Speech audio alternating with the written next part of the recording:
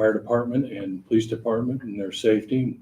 We thank you, Lord, for the administration and all they do for our town.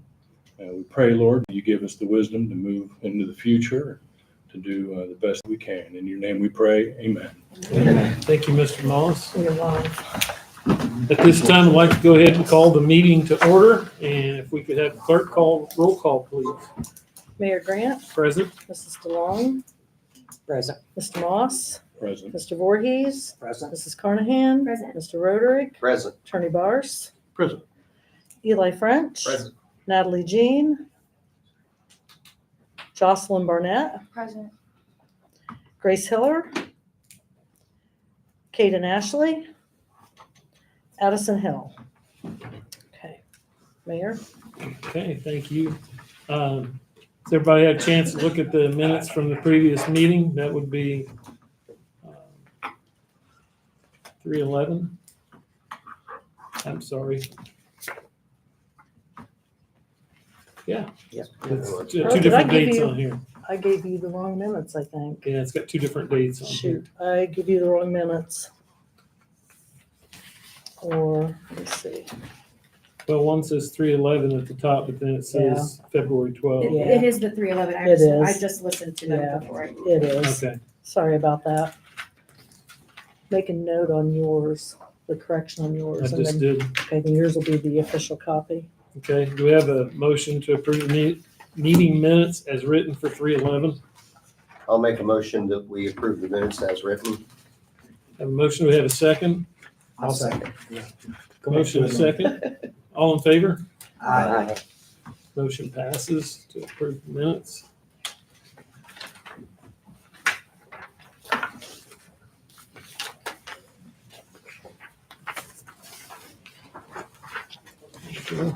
Thank you. Do we have any citizens petitions, questions, or concerns? Anything, anybody in the public have anything that they'd like to bring to the council this evening? Yes, state your name, please. Cindy Mason. I was just wondering about, we've got planned for June 28th dancing in the street. And last year we had the city did the fireworks after that event. Is that possible to do that again this year? Were you planning on it? Can we count on it? And also, I talked to Eric about the street closure for that day. So depending on what is going on, the 200 block will make adaptations when we know more. But we'd like permission to move ahead with that. Council have any ideas on What day was that again? June 28th. June 28th? Well, I'd like to see us continue fireworks. It's a big hit. I have to see how much money's there. That's what I was gonna say. Where did we get the money from last time? It's, well, last year we kind of budgeted for it, but I don't know what all you have planned for that department, so it's up to you. What fund did it come from, I guess? Came out of the mayor's fund, right? The Promotions. promotions. Yeah. And part of that came out of this year's promotions Yeah. too. So Last that's why year's- I'm saying that. Okay, Okay. I wasn't aware of that. Well, I think last year's event in partnership with the Badlands and everything else was probably the biggest event the That city was has seen huge. and as long as I've been back for, 12 plus years, so. Love to see if we could find the budgeting to be able to do that. I'm sure we can somewhere. We will, the plan is to go with the Badlands again, because they did the games and stuff, and they provided all that material. We decided at one of our meetings, Kyle was saying that he thought maybe going with a cover band instead of a super big name, just because it was so terribly expensive for us. It was over $10,000 to make that happen, or for you guys to make that happen. Because I think the city covered the band. if I'm not They were mistaken. good though. They were good, but when we started looking at where the people were, the people were drawn by all the events going on downtown, more so than just coming for the band. that I think what Kyle did really drew in the crowd. So anyway, that's what we're gonna try to do, is just to maintain our expenses. But we do have other groups supporting and making donations to make that happen this year. I just want to know whether or not, when we start the advertising, which will be soon, if we can say, you know, and there will be this, and this, and fireworks. I'm okay with it, so I'd like to. we'll figure it out. I wonder if we can call around to a couple of different people like we did last year, and maybe a couple others to see if there's any, what the price quote might be. I don't know how many people are in that game I don't know. and available on that date. It's a thing. Well, and I don't know We need about to get on the, their schedule. the mix of music, but we've got some local, pretty good names around here that Levi Riggs was out at a big concert out in, at Sigurd. He's real known, and he was the last one here for Potawatomi. First year I got back here, that he's always trying to come back and do local stuff and be supportive. And maybe it'd be a little friendlier budget or something there. If there's your remaining budget for this year, and that's where we started out. Okay. Elections, just to give you. Well, that an should idea. cover the fireworks. Okay. Yeah.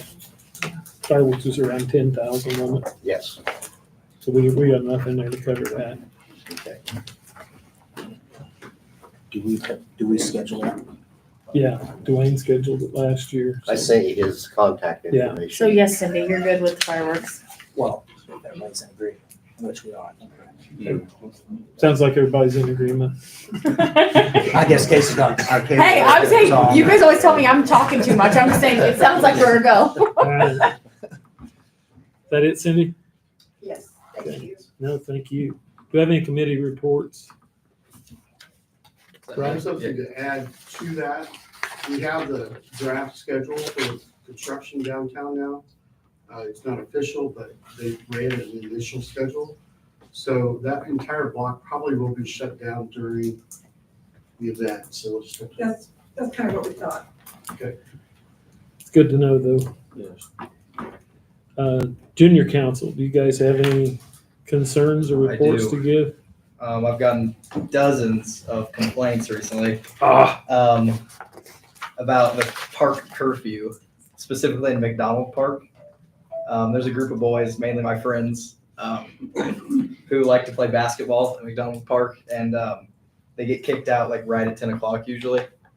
I think we could be a little more lax on them, considering they're not really causing any problems, and it's not like we're deterring any crime with this curfew, considering there's a bunch of vandalism still at Ravine Park.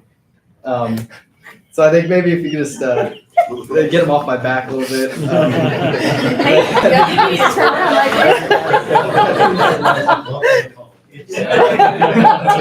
Eli, can you feel that stare? But yeah, I don't know if you have any thoughts about that specifically, but Well, council and junior council, so the incorporation of our new after dark ordinance for the park closures. We've actually deterred a lot of criminal activity happening in the parks, as well as made contact with multiple individuals after dark that were engaging in criminal activity, and were able to make arrests over those or clean up our park area. I understand that this group of boys might not be creating issues, but in the form of an ordinance, we don't have discretion in that park ordinance, nor should we. If we have activity in the parks, we need to enforce that straight across the board, but it has been successful. it's probably not what you wanted to hear, but. Yeah. I just gotta say that I said it. Hey, you tried. Well, one other issue there too is the noise, because you have elderly people across the street. 10 o'clock's kind of loud because there's always been loud music, hasn't there, chief? Yes, sir. I'll report back to him. And our curfew on weekends is 11, right? 11 and goes to 12 on the weekends. Yeah. Okay. 12 to 1, I think. Something like that. But the park, or you're saying the park is 10 o'clock? All our city parks close at dark. 10 o'clock. We didn't move that to 10. We closed them we switched Just that at to dark so that it moved with the daylight savings time. Okay. Anything else, Eli? Nope, that's all. Sorry, Eli.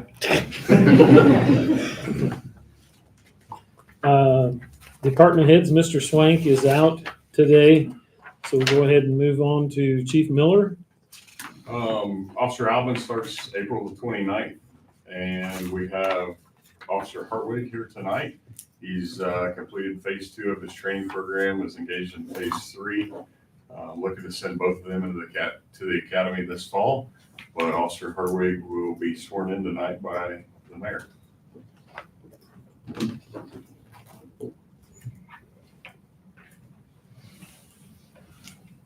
Okay. Officer Hartwig, if you'd like to come up.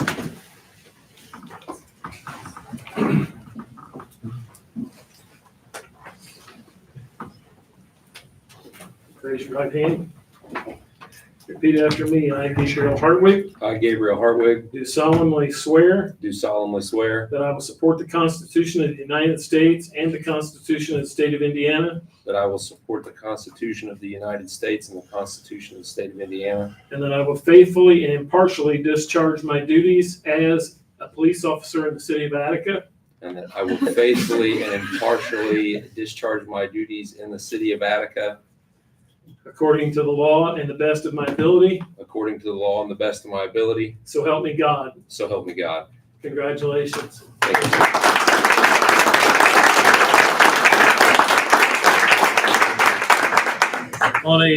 On a personal note, I was glad that I saw Officer Hardwick in this role. I had the pleasure of meeting him at the Grandparents' Day this year at the Attica Elementary School, and he showed up in uniform and really made a good impression on our kids up there at the elementary school. And I was glad to see this. So congratulations again. Thank you, sir.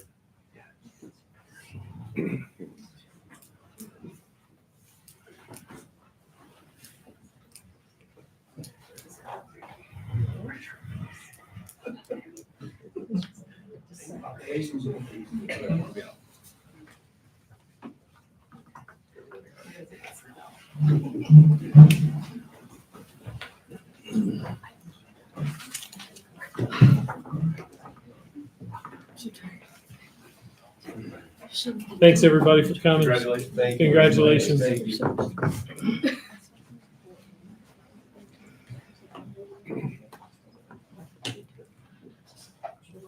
Chief Little, do you have anything?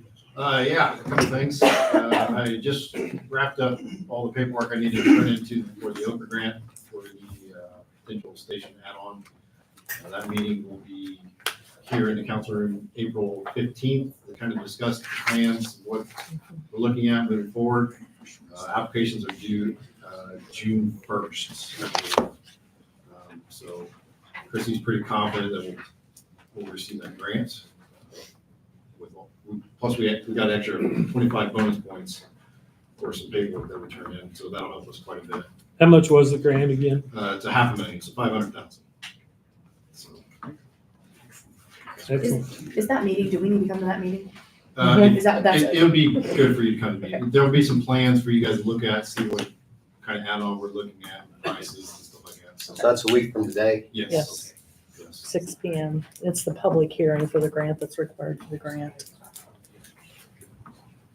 The second part, next week, we will be advertising for the part-time positions for the fire department. We'll have it open for a month. Applications will be here in the city hall. Once that closes, then we'll get with the mayor and board members of the territory.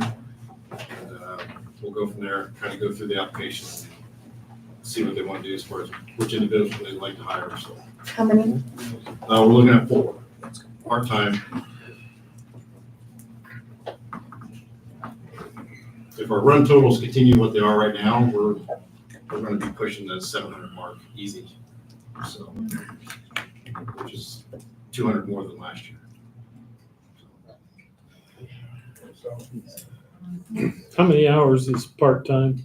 Just out of curiosity. So we're gonna break it down. They have to have so many hours in an 8-week block.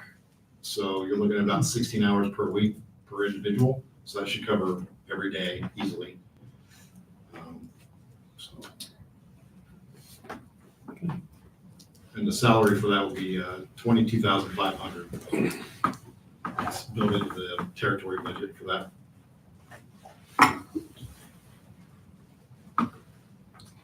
That it? That's it. All right. Thank you. This is Broadwater.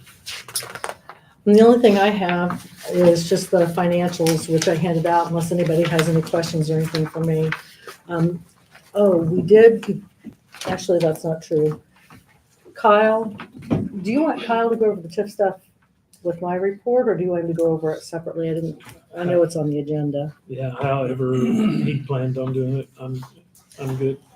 One of the things that I handed out, we're required to do an annual redevelopment commission report or report for TIF. It's due by April 15th. I think I submitted it maybe March 12th or somewhere around there. However, this has to be presented to the council. Kyle is on the phone and he's going to go over it. Are you still there, Kyle? Yeah, I'm here. Okay. Would you prefer to go over this now or wait until we get to new business? I can go over it now. It's really up to you. I just didn't know how long you wanted to hang on the phone. Yeah, I can go through it now. Is that okay, Mayor? Yeah, that's fine. Okay, all right. They have the TIF report that you prepared in front of them. And I have a couple extras of what was presented to the redevelopment commission. But if there's anything you need, just let me know. And if you want to go ahead and go over the report, you're welcome to start. Okay, thanks Joanne for the introduction, and sorry that I'm not there in person today, but I appreciate letting me present this. So this is the April 15th TIF management report that's due, and we prepared it on behalf of the redevelopment commission, and you'll see some of the requirements of the redevelopment commission on slide 2. The one that we're talking about today, you can see at April 15th, the April 15th TIF management report. By that date each year, the RDC is required to file a report of its activities in the prior calendar year, so 2023, with the mayor, the council, and the DLGF, as Joanne was saying. And then, as she also said, beginning this year, the report must be presented to the council. In previous years, it was just provided to the council and put into the minutes. But this presentation is kind of meeting that requirement. And just so the council is aware, some of the other requirements of the RDC is before June 15th, they make a determination if they want to pass through any assessed value to the overlapping units. Typically, we don't see this with kind of infancy TIF areas or new TIF areas. As you know, the TIF area for the city was created in 2017, so it's kind of still building up a balance, but that is something that the redevelopment commission can do, and they have to make that determination by June 15th. We also assist the redevelopment commission and work with the auditor's office to do TIF neutralizations by August 1st. And that is the one time a year where the base assessed value, which I'm going to talk about on a future slide, is adjusted once a year for trending so that the TIF is really capturing what it's supposed to capture. And then for the first time this year, there is an RDC annual spending plan, which I guess is kind of like a little mini budget that's due December 1 of 2024. And essentially there will be buckets set aside of how the redevelopment commission can spend the money in 2025 or the year upcoming. And again, this is the first year that requirement's happened, so we're still waiting for guidance from the DLGF, but we'll certainly be assisting the redevelopment commission with that. And then there is an annual presentation requirement that historically the redevelopment commission has held the meeting in the summer, I think typically August, and that's where the redevelopment commission will invite overlapping taxing units to discuss more of kind of the future plans of the TIF, this presentation is on activity in 2023. That may be a good meeting to come to as well. And definitely feel free to stop me as I'm going through this. But we thought that, since that I'm here to just kind of go over a couple of TIF 101 slides. So this slide is explaining that tax increment financing, or TIF, is a tool which captures net assessed value and property taxes from new development in a designated area. The Redevelopment Commission, the city has one TIF area that was created in 2017. At that time, the base assessed value of all the parcels that are in that TIF area, that net assessed value became the base assessed value, and that assessed value continues to get passed through to overlapping taxing units. Any increases from that January 1, 2017 assessment date is captured by the Redevelopment Commission and as incremental assessed value. And that times the tax rate divided by 100 is the TIF monies that come in to the TIF fund that can be used on projects or incentives, as long as those projects are in the economic development plan for the area. And once the TIF area expires, all of that incremental AV along with the base AV will be passed through the overlapping units. And just something to keep in mind there is when that AV goes up, the tax rate will go down.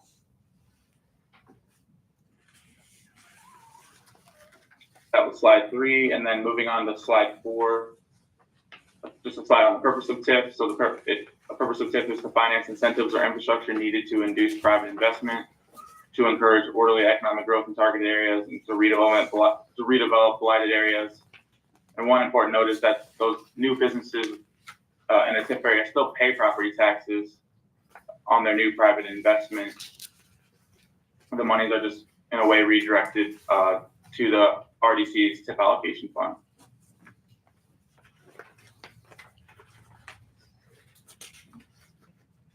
So kind of getting into the report more, this next slide, slide 5, is just an informative slide on the Redevelopment Commission members in 2023.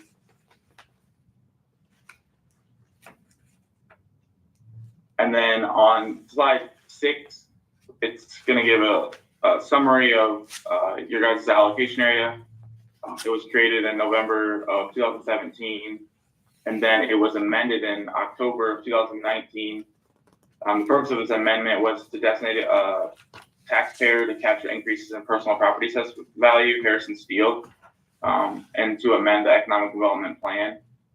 The allocation area will sunset 25 years from the issuance date of bonds payable from TIF revenues generated in that allocation area. So it currently doesn't have a sunset date or an expiration date.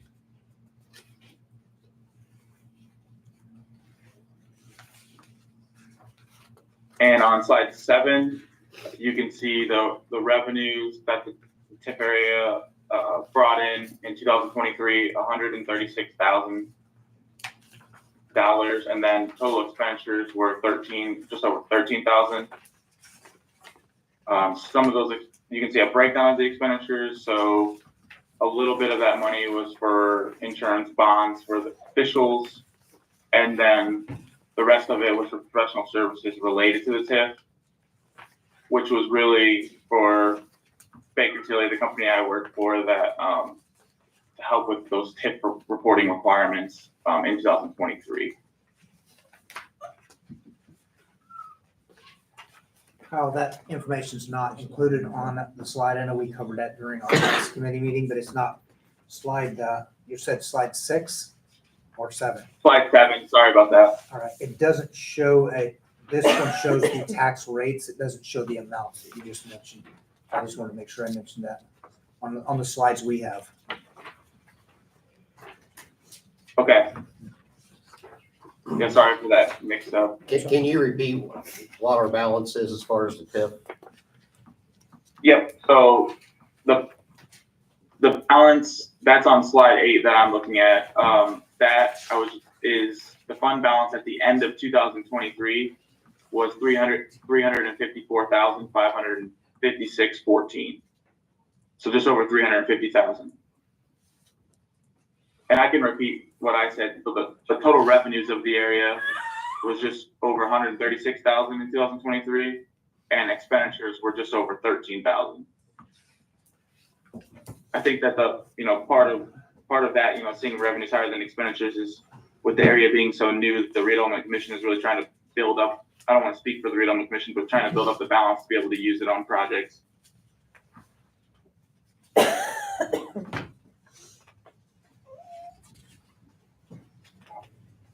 And then there's just a few more things, if there were debt payments that would need to be reported, but the redevelopment commission doesn't have any debt. And there's a new requirement going forward that if there's a housing tip allocation area, you have to report the number of houses completed under the program and the average sales price of the completed homes. So this year, that's not applicable.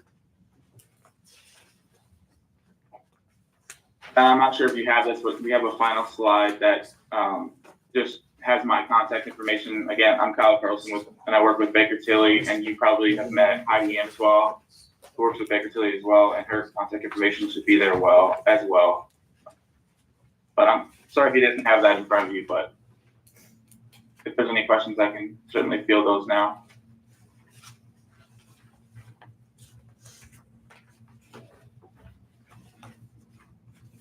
Doesn't sound like there are. The sheets that we have here, as Scott pointed out, really don't match what we were talking about here, but I think everybody follows along.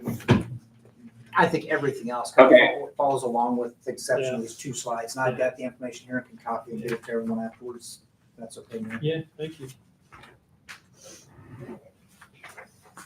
And I'll send over the presentation just to make sure that you have the most recent, and then hopefully that can be provided. Absolutely. So you have a hard copy. Yeah, send it to me, Kyle. I'll be happy to forward it on to the council. Okay.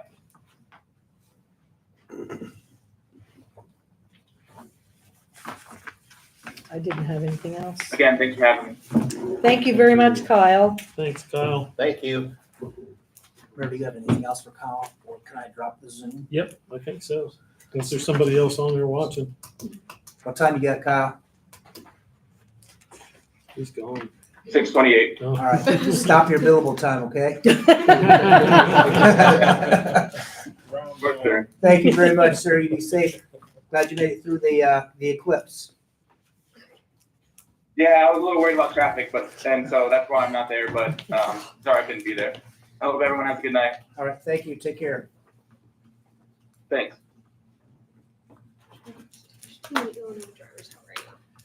Okay. On unfinished business, I still had the complaints on South McDonald Street parking. HWC is looking into that, although I haven't received anything definitively from them yet. So we'll bring that back up next month if that's okay with everybody. And hopefully they'll have something for us. Sale of vacant city-owned lots for new housing. I did send the spreadsheet that Mr. Kemple was so kind to provide to us out to everybody, but I have some hard copies of it here. If anybody needs one of those, I've got them here. There are a few properties that jump out that we know that we probably won't want to get rid of. The Gulf Ridge Drive lots, for instance, up behind Tractor Supply. I think we'd probably kind of like to hang on to those. There are some lots that we annexed out on North Perry Street, 1212, 1214, 1300, that we put up for sale here a couple of years ago, and that sale didn't come to fruition. So those are probably available. Mayor, I have a question about Yes, that. sir. Is these properties, what, I guess would the price would them be, the valuation or the since purchased? Somewhere in the middle? Probably somewhere in the middle. We would, according to Mr. Barrs, we would have to offer those up for sale, and we would have to get You declare them surplus and appoint two appraisers. And you can have city employees who are familiar with real estate prices as appraisers if you don't want to use licensed, you're not required to use licensed appraisers. And then you pass an ordinance declaring them to be surplus and take bids and open the bids at a meeting. You'll have to decide, like, if you're going to offer more than one, if you want to sell them as a block to like a developer. Sure. The town of Otterburn has got 8 lots that are, it's a subdivision where 3 lots have been sold, and then the city got, or the town got a hold of the 8 lots, and they are auctioning them off to developers with a commitment that they have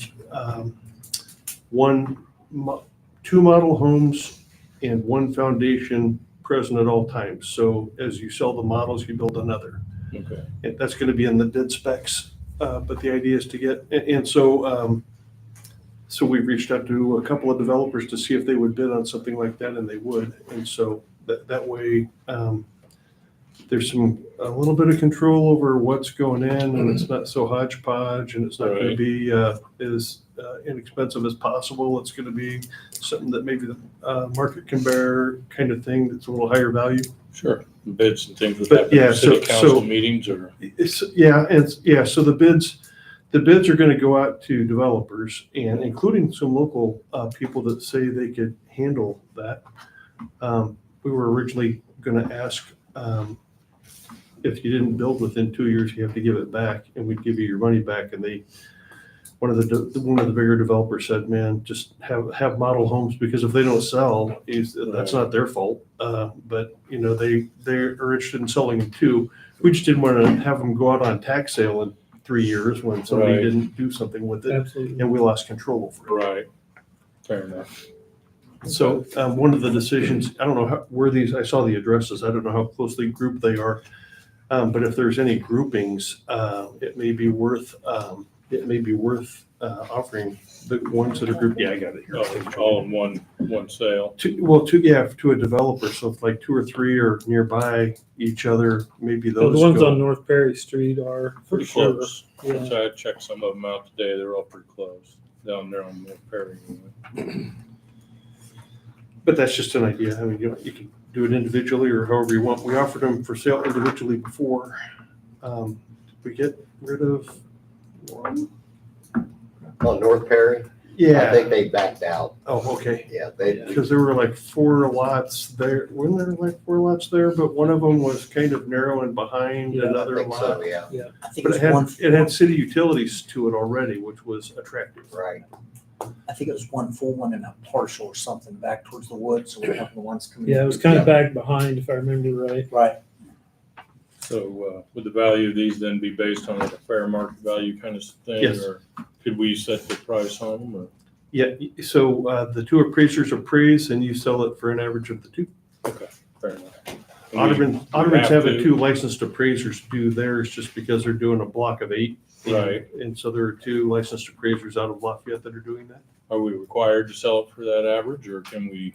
You're required to offer them for that average. And if you offer them and you get bids in, and say people bid in under the value, the people who submit bids, even if they're under what you advertise them for, can participate in an on-the-spot auction the night of, kind of thing. But if you didn't submit a bid, you can't. You stay out.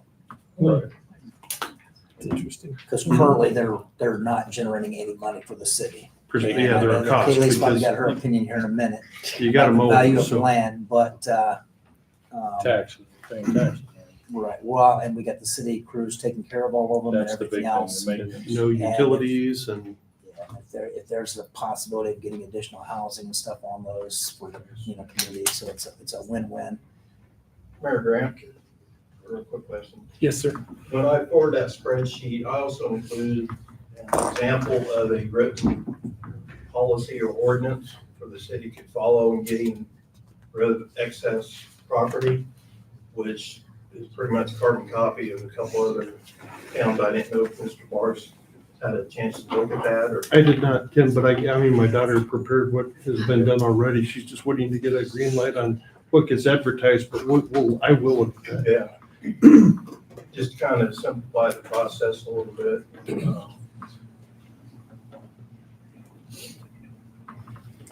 I just didn't want this to fall off the radar here, so I keep wanting to bring it up every every meeting and I hopefully we'll get, appreciate keeping them on the table so we we'll keep get it some- moving, because once it slides off there, we're gonna start right back over again. yeah, don't want to start over again if we don't have to. Anybody else have any comment Green on light that? any of those? I mean, so the cost is gonna be the advertising, and, the legal work to get it in the paper and then have the auction. Well, So- just looking at it, and feel free, and Nate said he went and looked at some of these, but the ones on North Perry Street, and there's two lots on North Fifth Street and the 600 block that are right next to each other. So I would say those lots, I'm not sure, is that one on Columbia, is that the one that was burned out and we, Yes. So, yeah, that's right. yeah, down that from was you, the isn't Hoffa it? property Yeah. that she donated to the city. Yeah. And that's since been torn down, right? It's Yes. gone. So we could put it on there. The Union Street one, I think that's the one that we just purchased down on Union. Or could it have been one Todd Howard had? That was a couple of years ago. It says the Union Says Street one we Robert purchased in '08. Yeah, because the other one's the one we purchased this last year, the two lots down. So Right, and you we use didn't that other want one. to, let those go because of the canal Right. project and riverfront. But I would say, Judd, to answer your question, the Columbia Street, the two on Fifth Street, and the ones on North Perry Street would be a go. Is that a motion? I can't make a motion, I but will make a motion that we proceed with repeat what the mayor just said, agreeing to those properties. Okay, so we'll, I'll second. have a motion, a second, all in favor? Aye. so we'll advertise that and have it queued up for the next. Okay, great. Thank Is you. it everybody. 7 different properties then? Is that correct? It is. 1, 2, 3, 4, 5, 6, 7, 8. What other one am I missing? 1, Sorry. 2, 3. Oh, the Union And Street then one? there's 11, The including Union ones on the Street back. one, we were not going to include. Oh, okay. Okay, so what was the other? There's on the backside of Parish. Yeah, it is 7. It is 7. I'd say the only ones you're not doing are Union and the Gulf Ridge, right? Yes. What about the one on the back I got side? 9, 10. Oh, that's a commercial building. I Okay. got 10 of them other than Union and Gulf Ridge.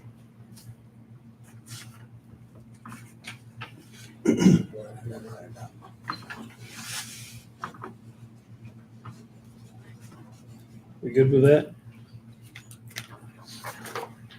I think so. Is there something else? Maybe? 10. Okay. Those are commercial ones. I don't know if those. Yeah. Oh, we yeah, don't do okay. anything with Gotcha, commercial ones gotcha. right Yeah, now. we're not including those. Yeah. 7.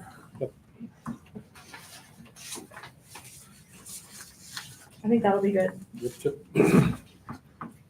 Okay, what I thought, Kaylee. Listen, I agree they need to be sold. I'm just not sure how cheap they need to be Until sold. you get the, We got a lot to cover, so if we're not, I'm shutting up. if we're good, I'm gonna Yep, move yep. on. We're going, unfinished business is the WIGA contract MOU. Been a lot of discussion about that. I know Joanne sent out some more information today and printed some of that off for us, so we've got that. Joanne, would you like to explain what you sent out and Sure. kind of give us a little synopsis? Sure. As you guys know, this came to light in December, January. I had been working with Baker Tilly, the municipal advisors, back in the fall when they were updating the city's financial plan. They questioned the WIGA payouts and how we were doing that and asked me to speak with the mayor and revisit the budget. It wasn't something I'd looked at that period of time. When we began looking at, funding the contract for 2024, I went back and reviewed it. And at that time, it appears as if based on the contracts that I possibly paid out the contract incorrectly according to, what was drafted. There was a lot of back and forth, and what you see now is the information that I have to present to you that includes the contracts that were signed in June of 2021, July of 2023, and the current MOU that they are presenting to tighten up some of the language that was in the contracts. The contracts state that budgets are to be submitted to the council and approved in time to be included in the fiscal year for the city. The timeline is very early for city budgets with the advertising requirements, so that would have to be done in August. I didn't have any budgets that had been presented after each of these contracts had been signed. So the figures that I presented to you are based on the projected budgets that are included in the contracts. And there's projected budgets included in 2021 and projected budgets in the updated version in 2023. One of the first things that you're going to see is this right here. And what this scenario explains is literally, I did this on a cash basis, what the city physically paid out in each year, 2021, 22, and 23, what we get projected contract budget were for those years based on the contract that the city council approved. And then just to make it very, very simple, I just totaled them at the end. The total amount that the city paid out over 3 years was $522,484. And the WIGA contract budget totaled $476,000 for a difference of $46,484 overpayment, basically, based on the budgets. If you look at 2022, we paid out a little bit less than what the budget was. 2023, we paid out more than what the budget was. But that's what that explanation is, or that number is. The second thing you're going to see is this, and this is the WIGA financials. And when I prepared this, I only had the financials through June of 2023. But this is the financial expenses for the second half of 2023 from July 1st through December 31st. I mean, you can look through those. But this scenario is different than the first one that I gave you. And what I did on this one is I just took the total amount that the city had paid out versus the total amount that WIGA has spent. So this doesn't have anything to do with the budgets that were approved in the contracts, but is contrasting what we paid versus what they spent in the financials that we have. If you look at that, we paid out again $522,484, and they spent $498,629.19 through December 31st of 2023. July 1st through December 31st, it was $149,229.87 that they spent, bringing that total to the $498. Under this scenario, if you're just looking at what we paid versus what they spent, there's a difference or an overpayment of $23,854.81. Mr. Mayor Grant and I talked about this a number of different occasions, and it's really somewhat up to interpretation as how you want to look at this. But I wanted to present to you both of the scenarios that I had based on spending versus budget. The other information literally is just supporting documentation. You have the WIGA cash flows that were presented through June 30th. On the sheet that I just gave you, you have the WIGA cash flows through the end of 2023. You have the current updated MOU that they would like you to consider tonight. And then you also have the contracts that have been signed with the projected budgets, the 2021 and the 2023. I did include some other things. I guess I can go ahead and explain to you what those are. If you're looking at this, the documents that look like this is the updated funding for the streetscape project, which is separate from what we're paying WIGA. These are in addition to what we're paying WIGA, what we will be funding for the streetscape that doesn't pass through WIGA. So this is separate. Baker Tilly created this spreadsheet. I think they sent it to Mayor Roderick. It looks like October 9th of 2023. So this was the updated funding for the streetscape that came out of the updated financial plan. And this is for your information. But just to give you an idea, in addition to, right now we have a continuing commitment to WIGA of approximately $500,000 to the end of the current contract. We've already paid out $522,000. And then in addition to that, the cost of the budgeted streetscape based on Baker Tilly is about $2.3 million that will also come out of our funding. all I have. Are you sure? Positive. Well, we had agreed, was it at the last meeting? I know it says 2.5 on here, but wasn't it whittled down to 2.3? Oh, here you go. Yeah, we took some I things. see it. Okay. We went ahead and bid it at that, but we're gonna take some things out. Right, get to bring it the down to 2.3. For HWC. Based on what, before we get too far into the weeds, I'd like to give, Sharon, would you like to speak to some of this or not, or Rod?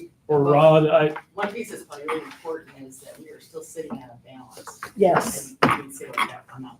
No, I didn't. And it's in the financials that I handed out to them. I gave them the financials that you sent. That is, I don't have it in front of me, so Let me see.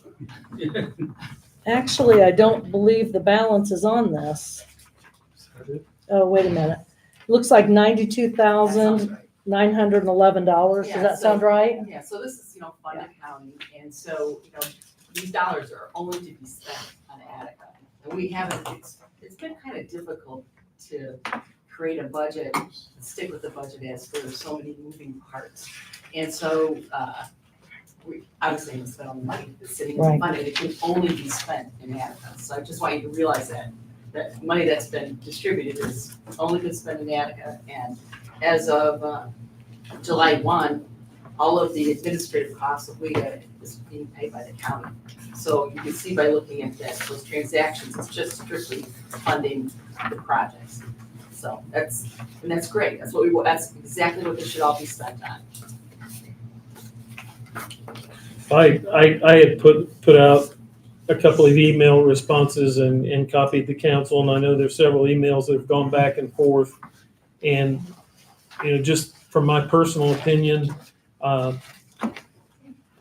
this contract is, as Joanne kind of outlined, was not super clear on how we were supposed to pay this out. And you could look at several scenarios as to how we could have and should have paid it out.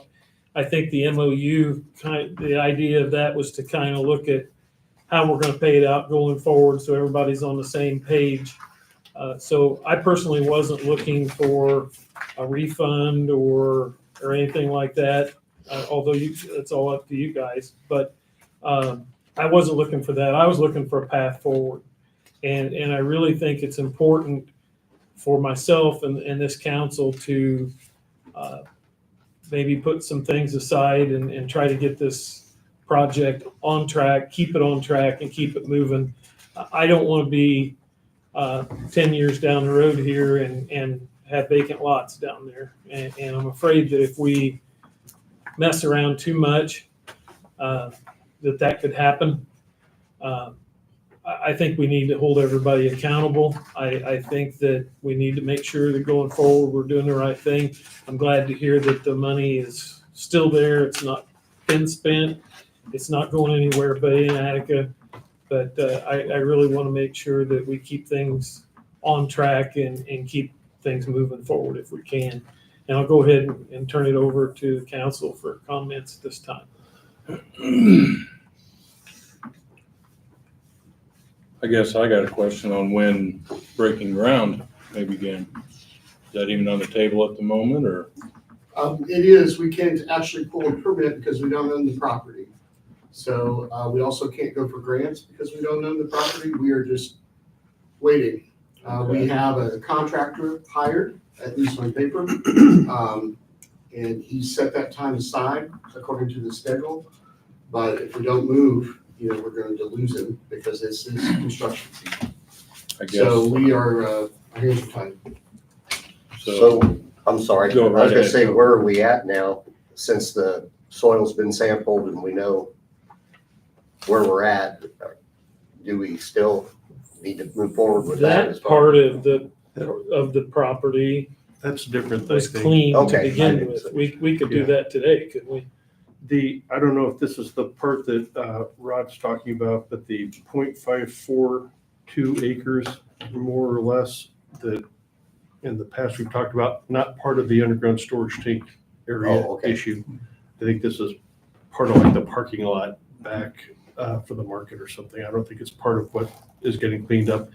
what's getting cleaned up, we need to stand down on, and they're rushing it, and our contractor has been nagging them more than once a week, and is getting some positive feedback about the results that were submitted. But where we were looking for a no further action letter is what we wanted. They may issue an environmentally restrictive covenant, which limits what can be done on that property in certain ways. Part of the ways would be digging a foundation, for instance. So that would complicate things. And so we're trying to get them to back away from an environmentally restrictive covenant and think toward a no further action letter. That's the UST side. I've got the deed ready to go on the half acre. It's just whether you wanted to do this until you have your contract resolved, the MOU resolved. That's all we were waiting on. Yeah, I was waiting on that paper to clear it. I think the MOU needs to be resolved, but So can you clarify, Judge, the half acre, is that the entire amount set aside for the market? I don't know. Let me text Ingrid. She drafted the deed. Just to give you a quick little overview on the financial side, remember we have several buckets. So we have the Attica food and beverage seated dollars, I call it, and that's strictly to be spent in Attica. We have the Fountain County money that is actually, it's $250,000 a year. That's to cover the administrative cost of WEGA, to cover the entire county. We have, we got a $500,000 grant from Fountain County for the WEGA building. And then we got the ARPA money to help build the market. Each of those buckets are separate. They don't commingle. They are specifically assigned to what they can be spent on. So that's the way the structure of the financial is. If that helps. Now, according to Baker Tilly's updated financial, they are allocating the ARPA funds towards the streetscape. That's how they, because I looked at that again today, and that's how they've got that. There were two different buckets, I think, were there? 367. They are allocating $734,000 to the streetscape project, according to this updated plan that was submitted last. Oh, that's an error. Yeah, so it's 367 is what I'm thinking, Yeah. $1,000 towards the market. Okay, well, I'll revisit this with Baker Tilly then, and that'll change our funding for the streetscape. And that'll hurt because we already eliminated some of it, so we had enough in that budget. How much is and the there's total? more to come. Right. It is just the market. Well, I believe you passed a resolution, so there should be Right. paper trail. Well, I know I'm gonna say my piece, then I'll let everyone else talk. I know we've got some new council members here, and I know that this journey we've taken since we originally partnered has taken many turns, and we didn't expect underground storage tank issues. We didn't plan on buying Doug's building. We didn't plan on a streetscape project. It's now 2.3 million. And I know I used my terms of the Taj Mahal, Rod. We appreciate everything you guys are doing, but the budget and all the costs that continue to climb that the taxpayers have been burdened with is reaching a point to a major, major concern to me. And I don't know if it's reeling back, value engineering, whatever you want to call it, but I've heard numbers of toilets and urinals, and I've heard numbers for the cost of windows. I don't think that that's what's required for the city for that building. And I know we're not taking it all on all the costs for the renovation to the WEGA building. And I see all the letters of support that you got, and I think that's great. I think it's going to be a great overall when it's all done, regionally for the community. But the city of Attica and the taxpayers of Attica are taking a huge burden there. Huge. Well, I can address those two issues if you like. Okay. We have 3 toilets in the WEGA restroom, so I don't know where that rumor came from in their standard toilets. We do have 11 toilets and urinals in the public restrooms. Of course, that's for all events and so forth. And I looked that up and sent that to the mayor. I think total, including the fixture and the install, it was $6,000. So I don't know where those ideas are coming from, but that's not accurate. When it comes to windows and doors for the Liga building that actually came out of the county fund. The city didn't pay for it. And we are restoring the historic storefront. So it's a 14-foot high glass storefront, and all of the windows are custom to fit the historic building and the historic character. That total number, I haven't said this publicly, but I'm happy to tell you, it's around $80,000. It is a lot of money, but it's because it's all custom and it's all historic. And I think we're all gonna be very happy about that.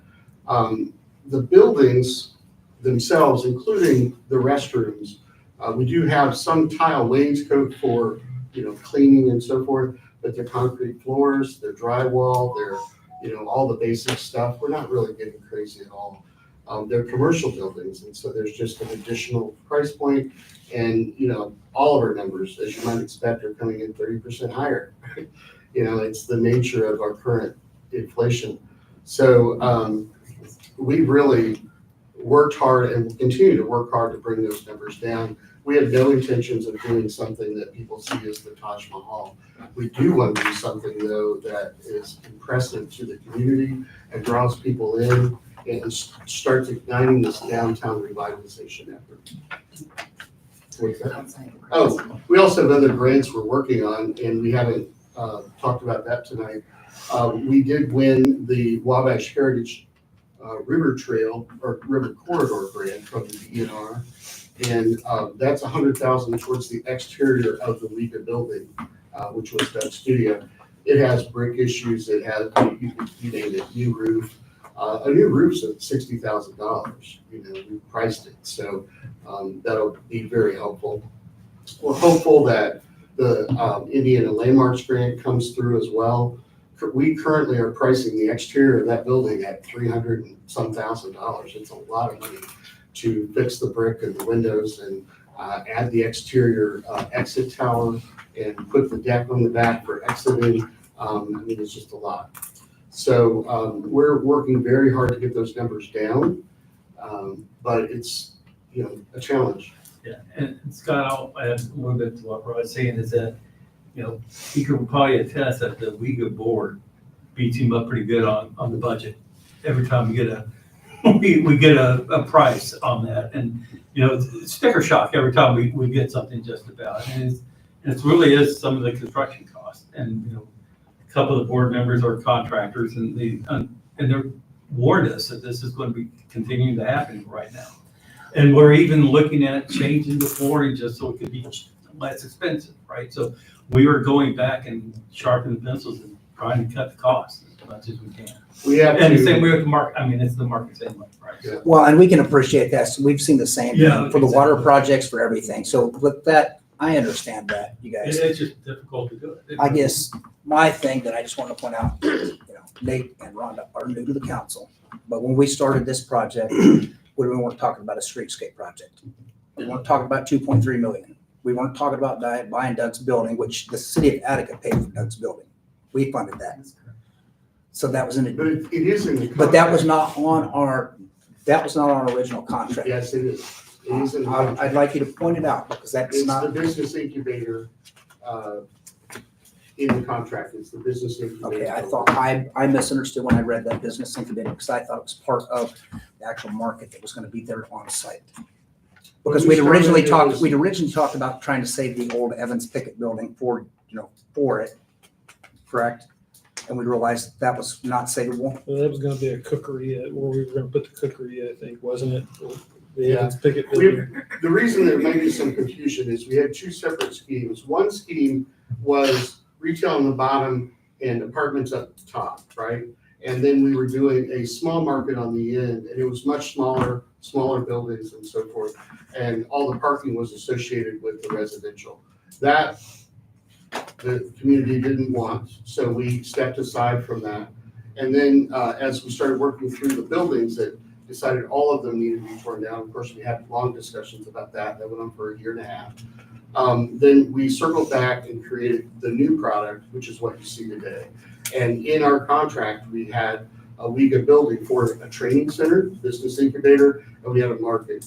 If you look on our website today, we call everything the business incubator because that's what we need to do to get grants. So it's just a reposition of the language, but the original concept is still there. We still have the two functions, the two investments. Well, I appreciate that clarification, so I can understand that, and I know there's been a lot of turns and a lot of changes. And I guess for me, the one point I would say is the project overall of what the original we thought cost was gonna be when we were talking about the first, ARPA funding that we got, and we talked about the second, then we talked about close to $1 million, and now we're looking at the total number of 3 times that with what the city's committed or tied to for the streetscape project and everything in total. And we spent. How I would respond to that, if I may, is I'm not sure I personally share that, but I respect how you see it. I think the city needs to make a decision what they want to do. And if you don't want to do the streetscape, if you don't want to do the market, if you want to do something else, then you need to tell us. Because we're beating ourselves up trying to make this happen. And we're right on the edge of doing something really special for this city. And you need a catalyst that will turn that whole downtown into something people want to be a part of. And that's hard to do, to be honest. It's really hard to do that. Landscape goes a long way, new sidewalks, new lighting, all this stuff goes a really long way. I understand it's costly. If at this point you decide it's not what you want to do, then you have the option to do that. But I think from this point on, we would ask, and we've had a lot of discussion about this, we would ask that you make the choice. Either go forward or don't go forward. And if we go forward, we're in it together.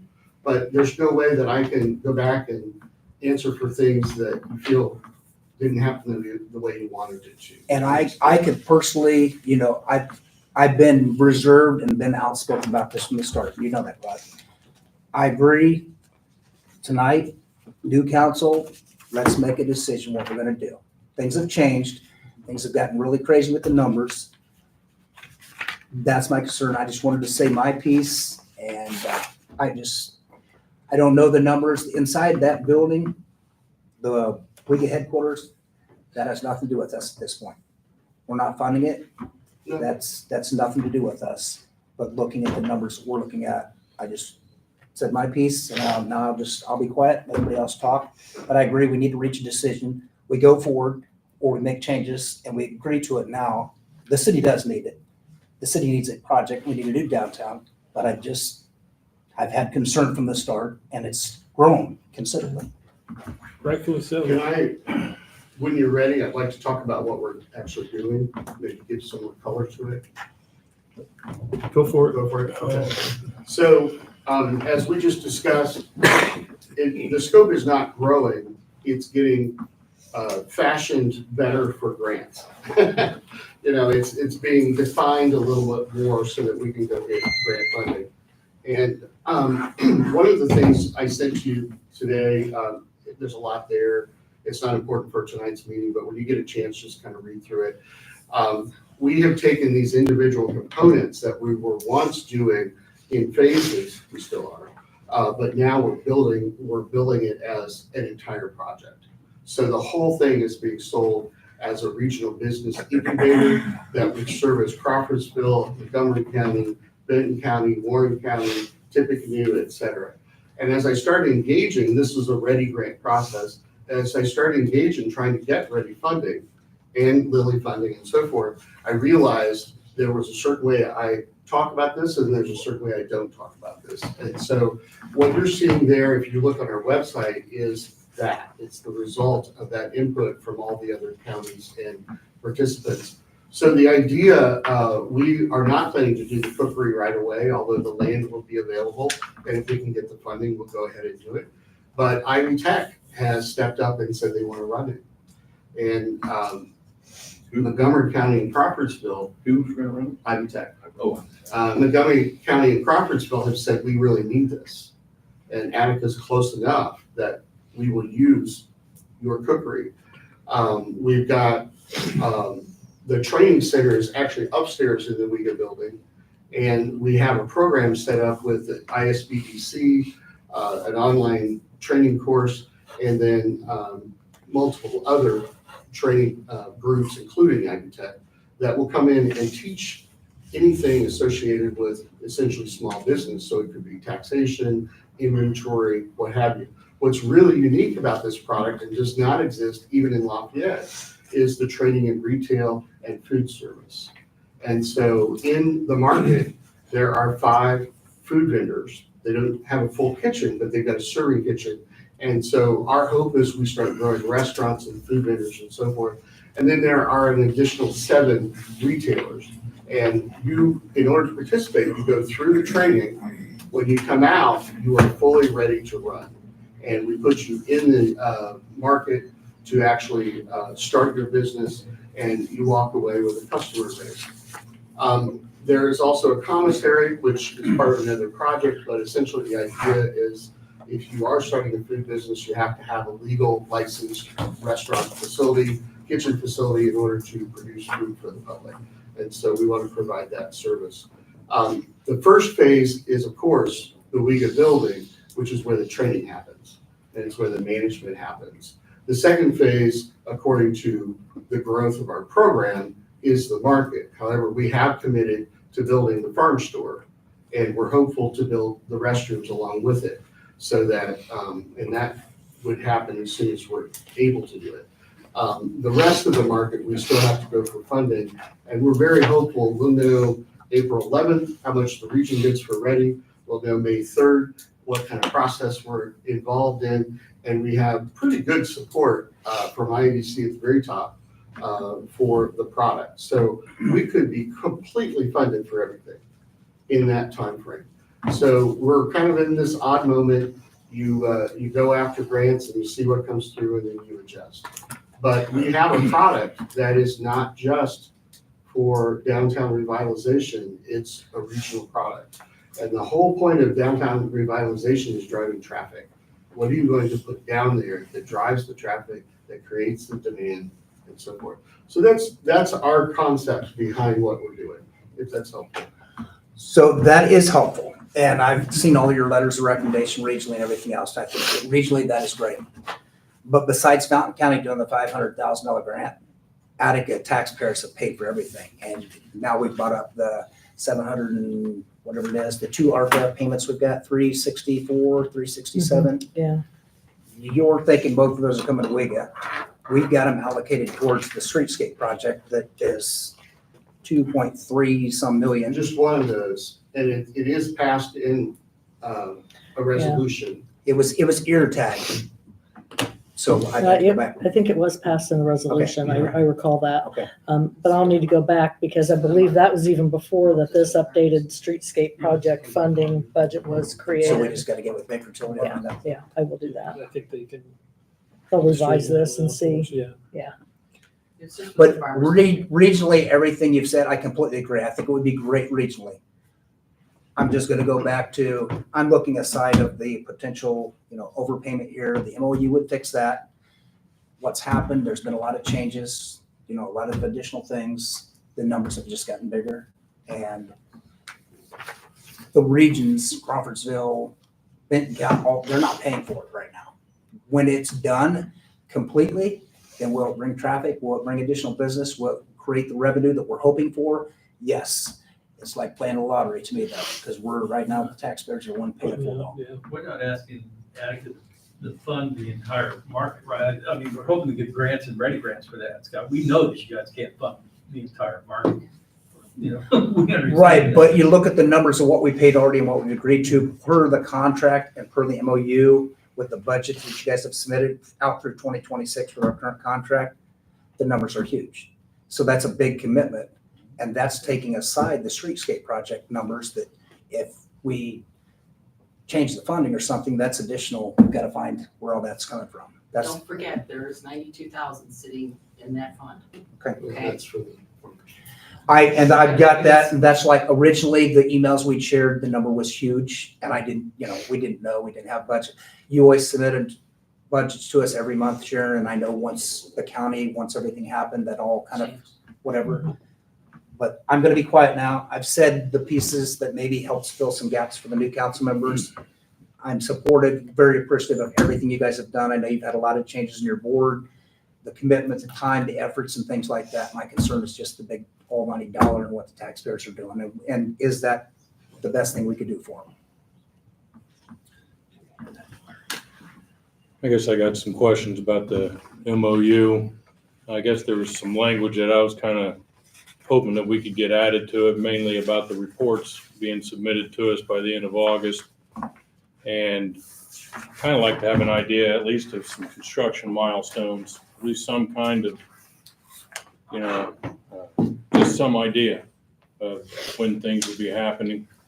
I'm willing to understand a little bit of inflation. I got to deal with that in business myself, so a little bit of that I can understand. A lot of that I can't. A little I can, but until we get something crazy happening that obviously, like a pandemic or something, that changes everything. But my main two things, I guess, is some of the language that kind of makes everything move forward, because that is what I want to see. I would like to see this come to fruition, because otherwise what are we going to do? Just throw some TPs down there and call it even? I mean, I'd like to see something that Attica and its citizens can use and be proud of and be happy to be a part of, and something that they can use. And, but I think at this point, a lot of it has become a lot of talk, and a lot of them, I know, stop and ask me what's happening, when's it going, when are they breaking ground? And, everybody wants things done yesterday. Of course, they have no clue everything that goes into it, but it's kind of our job to liaison that, in between you guys and the citizens. I do feel that we need to have some things outlined, though, just to kind of help on our end.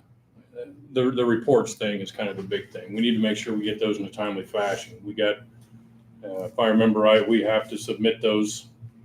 And he's talking about the budget. Yeah. Just because in the contract, it indicates that WEGA is going to submit a budget to us to be approved and included into our fiscal year beginning January 1st. With the timeline of our budget season, this past year, they had to be advertised by September 1st in order to meet the timeframes that were required. So if the council is wanting WEGA to submit a budget to us that's outside what's in the contract, we would need that in August of the year prior to when the effective date of the budget is. Yeah, we're fine with that. Okay.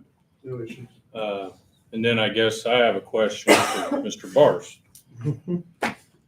How do you feel about this MOU?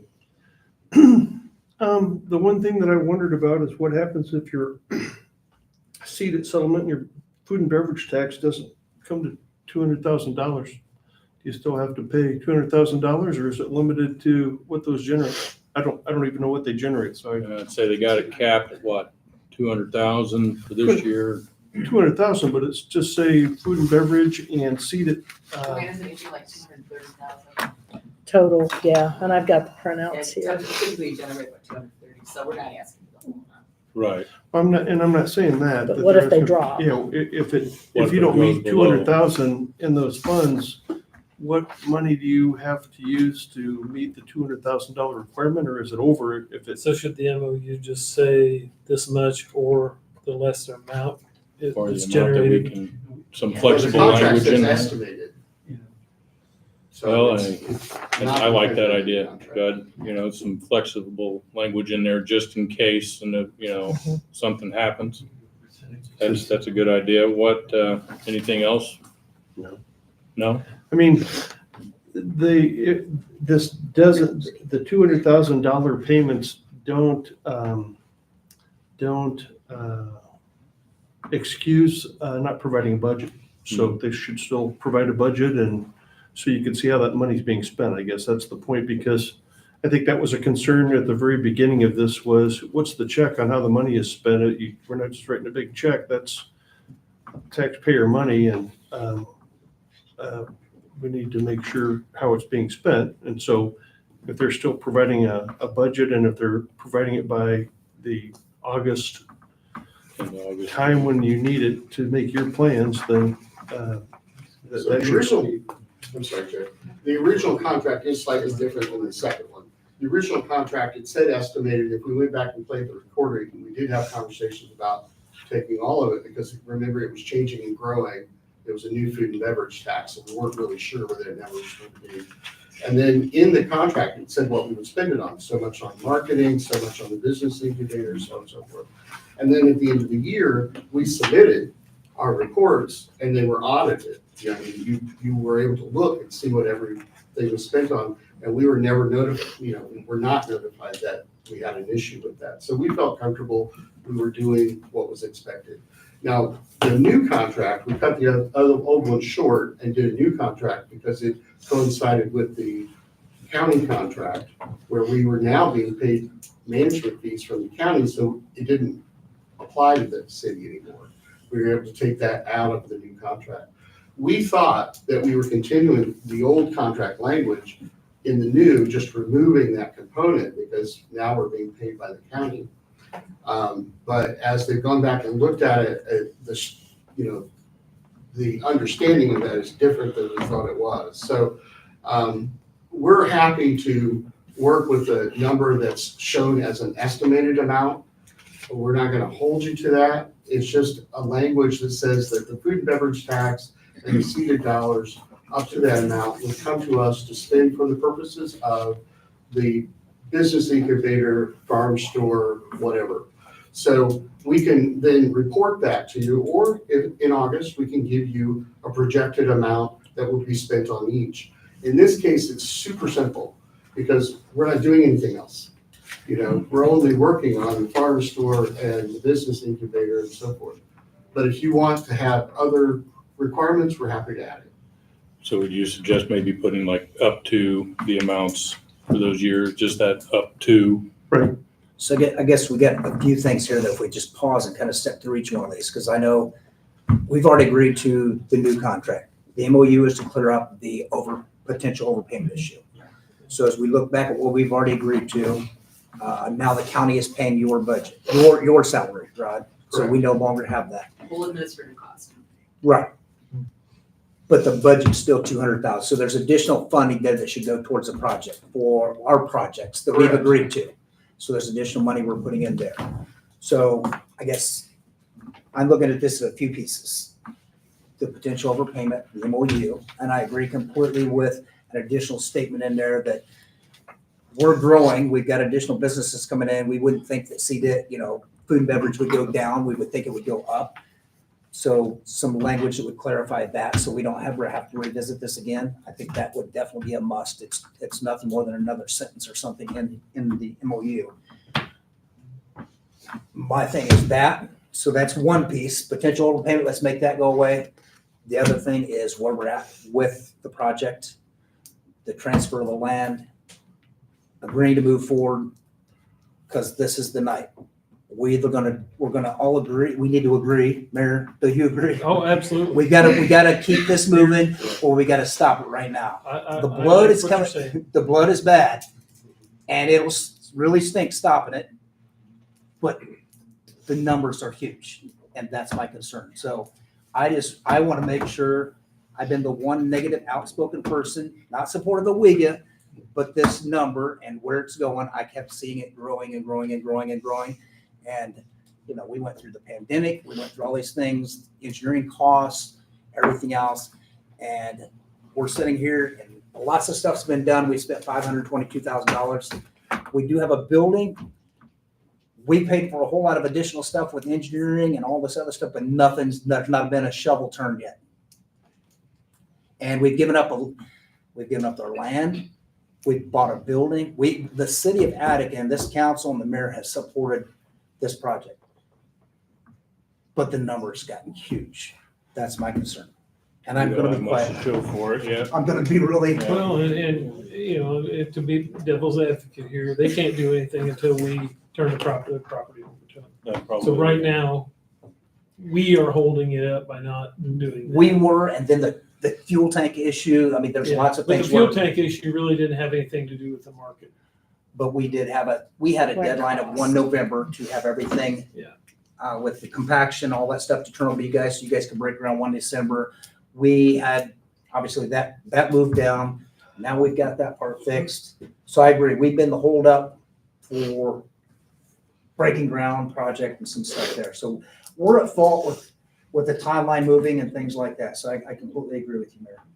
Judd, would you agree that it'd be a good idea to put that about the reports and the construction milestones into the contract, or we should Yeah, I mean, put so something like that in there submit a budget by August 1st for the subsequent budget for year? the end of August? End of August. Oh, end of August.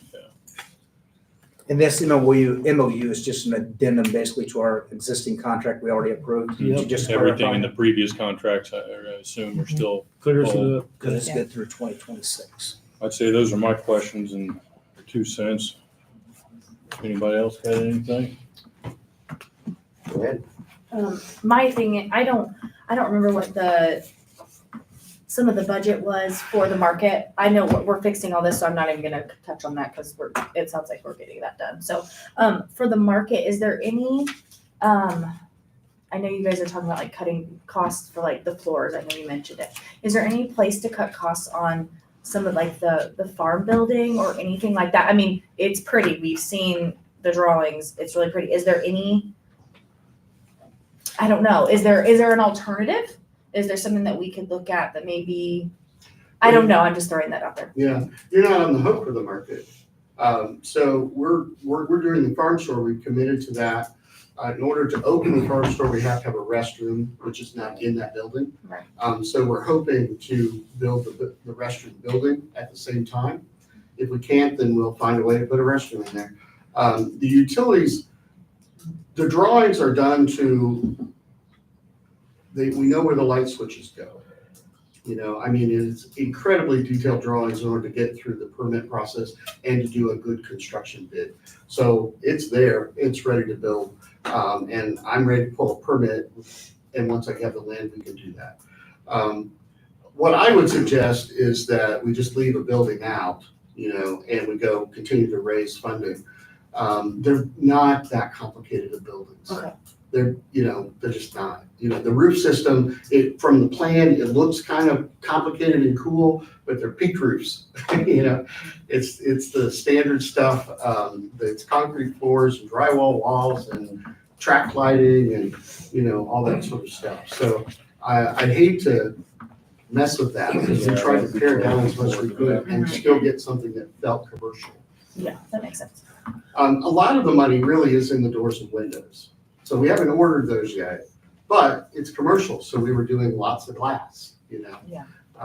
But You haven't ordered the look at windows that, yet? we need to. What? You haven't ordered the windows yet? For the For the market. Oh, for the market. I got the order. No, we're sitting, out of the Uyghur building, we have. We've already got those someplace, Yeah. right? I've got them stored in my warehouse. Compliments of Sharon. I guess a clarification. I know we've talked about a Duke project. I know we've talked about relocating power. I think that We've was on talked there, about right? an That's all. underground. We got that resolved, so, we were able to resolve all the issues. There was one remaining issue with, fiber line running down the alley, AT&T, and thanks to Sharon's help and the president of AT&T Indiana, they're gonna take care of it. Oh, So, great. that's a $50,000 savings. Great. And I think everything's set. We just got a preliminary draft schedule. That's the first time anyone's seen it. That's an important piece because that is something we have to work with as well. There's dovetailing of utility connections and staging for construction and so forth. And so we don't have the answer yet on that, but we're well on our way. You could have construction start here in a month with the city's work. It could happen. And if you give us the land, I think it'll take us another month to get our act together. And then, you know, once we release the contractor, he still has to order all the materials. So it will probably, the earliest we could start the farm store is August. Okay, where are we at on the lighting? The new lighting? The new lighting, so I thought it was in the bid, so we're a little confused by that, but I sent that package off just last Friday to a private lighting consultant, and I want to get a price to compare it to what Duke is asking. Now, if you get that through the consultant, you could get a loan and make payments, but essentially you'll have to pay them out in full. So they don't offer the payment option. Duke does offer the payment option, but Duke is required to work within a very specific price frame for power. They're not required to work within that price frame for anything else. And so I have no idea whether those numbers are good numbers or not. And so What's the number Duke has shared for the light? $271,000.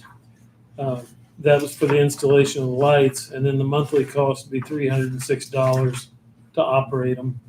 And then they amortize that out over 10 years if we wanted to go that route. But you're looking at a monthly cost of $3,100 just for those lights down there, which is kind of what they did, I think, when they put the lights in Right. originally, and we paid for those probably several times over. And I know that as you've looked at the upgrading separate, the LED upgrades, that's completely separate than what we're Yeah, talking the here. LED upgrades were 246 lights throughout town, just the ones on the wooden poles, the regular street lights. And that actually cut our bill by about $1,400 a month. It was around $3,000, and now it's about $1,600. That is amazing. I know I'm so you glad said there were some major cost savings there, so as we Yeah. look at something like this, that's something that. So it's, yeah, I mean, it's not a wash, but it would help definitely if we decided to go out.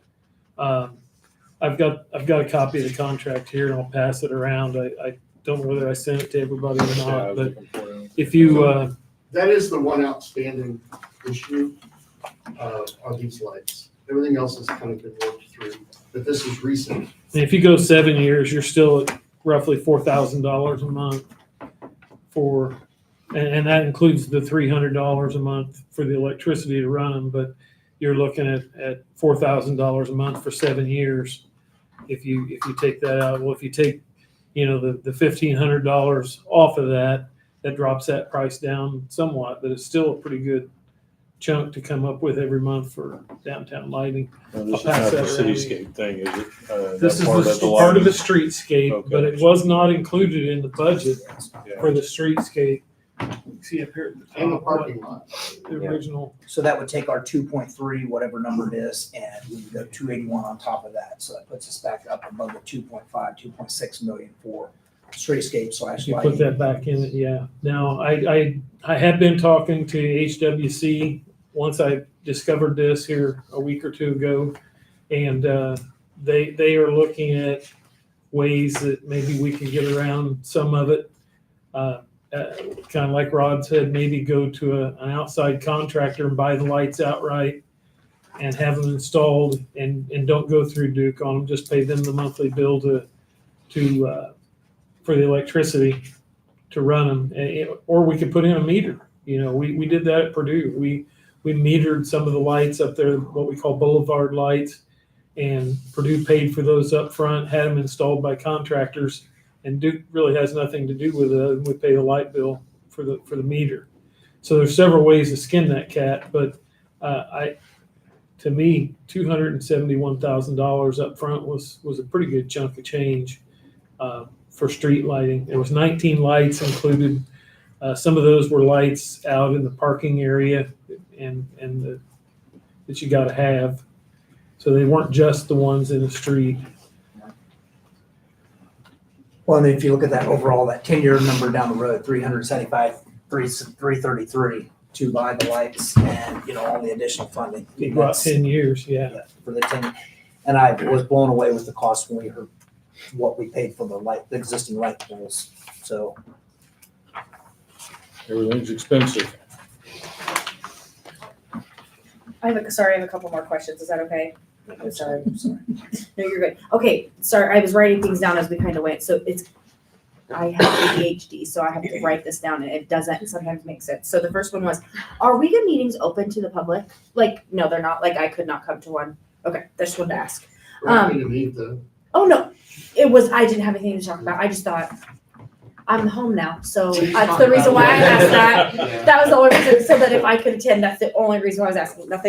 Nothing major on my mind. If we went ahead and Yeah. Do we still have a representation from Attica City Council on the board now that you're part of county? Because I know Attica has overrepresentation, actually. We've got Sharon, who's the treasurer, Bill, who's the president, Jason Fruits, who's the vice president, and Renee McKee, who's the secretary. So the executive committee for WIGA is Attica. correct, but there's not a council member on there like we had previously. No, and we don't With do that anymore. I just wanted to clarify, because I know we had previously until it went countywide, then I thought that changed, so. And we do have a Fountain County council person and a Fountain County commissioner on the board, but they're non-voting. Sorry. No, you're good. Oh, you're fine. The next one was if we went ahead and deeded over like the land and everything today, is there any like way that we could have like a final timeline of things and the cost of things by the next meeting? Like do you see what I'm saying? Would that be possible? For the whole. You're talking about the timeline? Mm-hmm. Like the time, Construction. now that you've got the property. Yeah. Well, we have it Within in our reason. agreement with you. So we have a signed agreement that you will turn over the land. And there was a schedule in it based on compaction and so forth, that we were supposed to start construction last November, Mm-hmm. right? So we can adjust that contract if you like. Okay. I just need to Based on find the that new again. schedule. So basically, everything slid 5 months forward. Okay. Because we were to So I give need to all pull of that back everything out. 1 November, and I now, would say that we'd have to make sure that we'll contact the contractor, make sure we can get back what his schedule is, because we hired him on paper, but it's construction season, and we gotta make sure we don't lose him. Yeah. And get on his schedule, get started, right? And that was one of my next questions was, is it different for you guys? Do you have to do, like when you do construction bids, do you have to take bids or can you just pick someone? Well, we did take bids. Okay. We had 3 bids on everything we've done. I figured that you did, but I just figured I'd ask. 'Cause I But we didn't- just did that out of good practice. We are not required to do it because we are. Okay. And then this is like maybe a question for all of us. So now that we're getting started with the regular, starting with the 200 block, do we have plans for the remainder of the street? Other people that are, You mean after the 5 years? well, no, Or are I you mean talking farther about down, basically, farther down. it's Like, not, well, and it's like, not you know what I'm a, saying? this is just, so you know, once the tanks are done and we get that cleared up, we also, the taxpayers also have to pay to make that a parking lot in the green and everything else, to make it look beautiful for 5 years, because nothing can happen on it. So we have that cost we're gonna absorb in addition to all this. Well, that will always remain a public parking lot. And so that's part of the city. Well, hopefully, once we get past the You're 5 talking years, we about can out find- front though, along the street. along Perry Street, when we do the Yeah. streetscape, we're gonna have the front portion is gonna be a greenery, back porch is a parking lot. But for 5 years, we can't develop it, and we're hoping at some point, we wouldn't want that to just be a parking lot.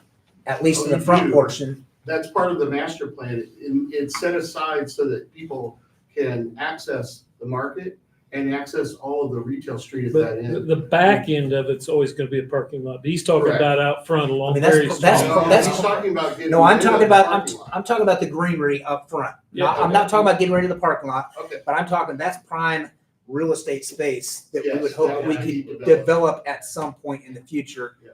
with commercial, whatever decisions are made at that Yeah, time. But- yeah. I assume But that the we. parking lot will always be the parking lot, but we Yeah, have to pay for that. Yeah. I guess I was more talking about like down by like Lisa Craft's building and like pizza and Oh, cake, right. things. Yeah. That was like my time, which I know we're just trying to get this project started. Yeah. I just mean, do we have, as a group, do we have intentions? We have it in the master plan. Okay, So you did adopt the master plan. I know, sorry, I'm asking questions No, it's that all good. I, And then Yeah. once the city's ready, of course, you can pick it up again. So do we have a path forward to deed the property over to them so they can get these grants? Yeah, I did have something. I haven't had a chance to talk yet. Where are we at with the restrooms? So we have them fully designed and priced. And I think Attica Main Street, maybe, hopefully, is gonna help with a crowdfunding grant and matching and so forth. We're actually going after some other grants as well. Has the crowdfunding grant started yet or anything? We can't do it until we own the property. I see. Okay, that was my question. But it seems to me like that would be a very important piece to get built first, Yeah. just so people can start seeing something happen. And then when we have festivals downtown, at least we have that done. Right. So that's all Got I on the have. property, that's the key right here. Yep. Rhonda? It sounds like there's a lot hinging on that right now. No, there's a lot, I think it's all hinging on multiple pieces. The potential repayment, the property, the commitment to the whole big chunk here. And all of us have got to talk, and me more so than anybody. But Rhonda, anything? And then Mayor, I'm sorry, I don't need to be outspoken, but Oh, yeah. well, there's a lot of moving pieces. Well, I do, and there's a lot of moving pieces, and I just want to make sure that everybody's clear on what we're committing to, because I'm tired of, I know Rod's getting so tired of my stuff. They're I don't ever question their commitment, but the number's just gotten huge, and it's just scary. I think, It's yeah, scary. and this lighting thing thrown on top of it really put icing on the cake. It doesn't surprise me. So what do you need from us? You need us to deed over the land to you first and foremost, correct? Yeah, and we'd like to get the MOU done just so it's done out of the way. That's not holding us up, but. How soon can we have the new language that we'd like to put in there in the MOU? I can send their attorney a draft tomorrow morning, because I just drafted it out. Can we? And so if you're meeting next Monday, that and the deed could be done if you, that gives us a week to make sure that their attorney and I are on the same page on the language. Just meet here at Monday for. We're meeting here because we have the fire department grant public Oh, hearing that's right. Yeah. at 6 p.m. I think from tonight. Yeah, good, goody. Those are really the only two things, the ongoing effort we do behind the scenes, regarding coordination of utilities and construction and permitting and so forth. So we don't need anything further from the council after that. Well, sounds like we got a choice to make. We're gonna deed this land over? Rhonda, you got anything to say? No, I'm just listening. I'd say just push us out of the way, huh? Can I ask just one little question? Yeah. Please? Is that- Absolutely. I know how's this gonna interfere with the streetscape when they're trying to build and streetscape is tearing up Yeah, and, running over the sidewalk and yeah. is that gonna be, Well, so there's a whole project in and of itself to figure out the staging and the phasing of that. And they proposed a phasing in the recent schedule. This is kind of normal construction development stuff they do all the time. So I'm gonna let them take the lead and then we just try and make it all work. We do find problems, for instance, there are utilities in the alley that stub up to the market property.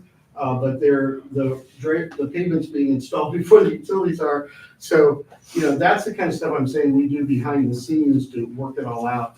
And the one thing that does need to happen, council, is once we get to that point, I think the council or someone representing the council should speak to each landowner affected by this.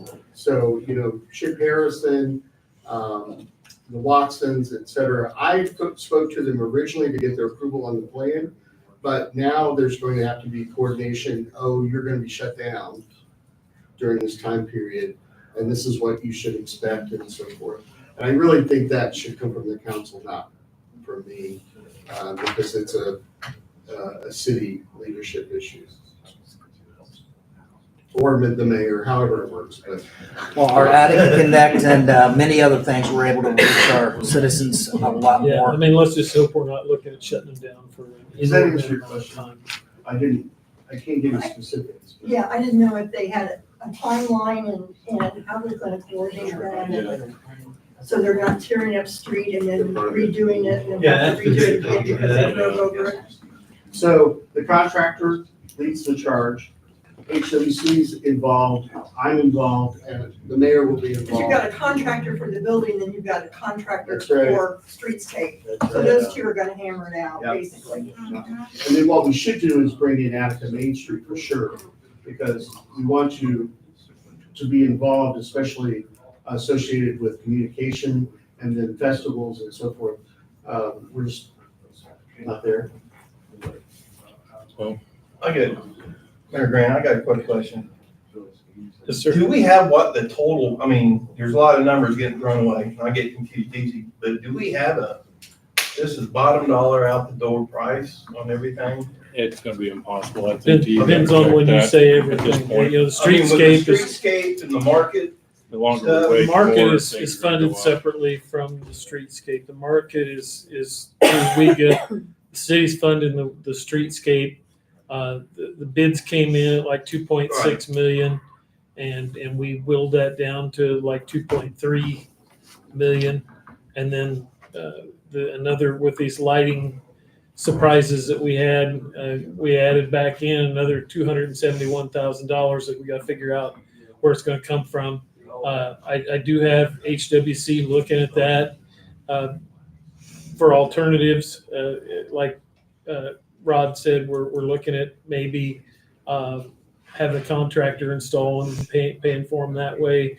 So Baker Tilly's looking at it, some creative ways to fund it. And I don't think anybody knows right now what we're going to do. I don't think it's an option to leave the old lights there. That was even a thought, just upgrade those old lights and leave them there, but they don't match what we're doing with the streetscape. We might as well not do the streetscape if we're going to do that. So I think that's up in the air right now. real quick, is the food and beverage tax. How long is that commitment going to be towards, is this for like 3 years or 2 years? It's in their contract through 26. June of 26. Is that the full amount or is that a percentage? It's up to $200,000 total Between both. between the two. Yeah, that's why the MOU. That's why we said we're not doing the full amount, because that could keep growing. With new businesses coming to town, that hopefully that food and beverage tax is going to continue to grow, and we don't want to commit 100% of that indefinitely. So that was why one of the reasons the MOU came out, is just to clarify a path going forward.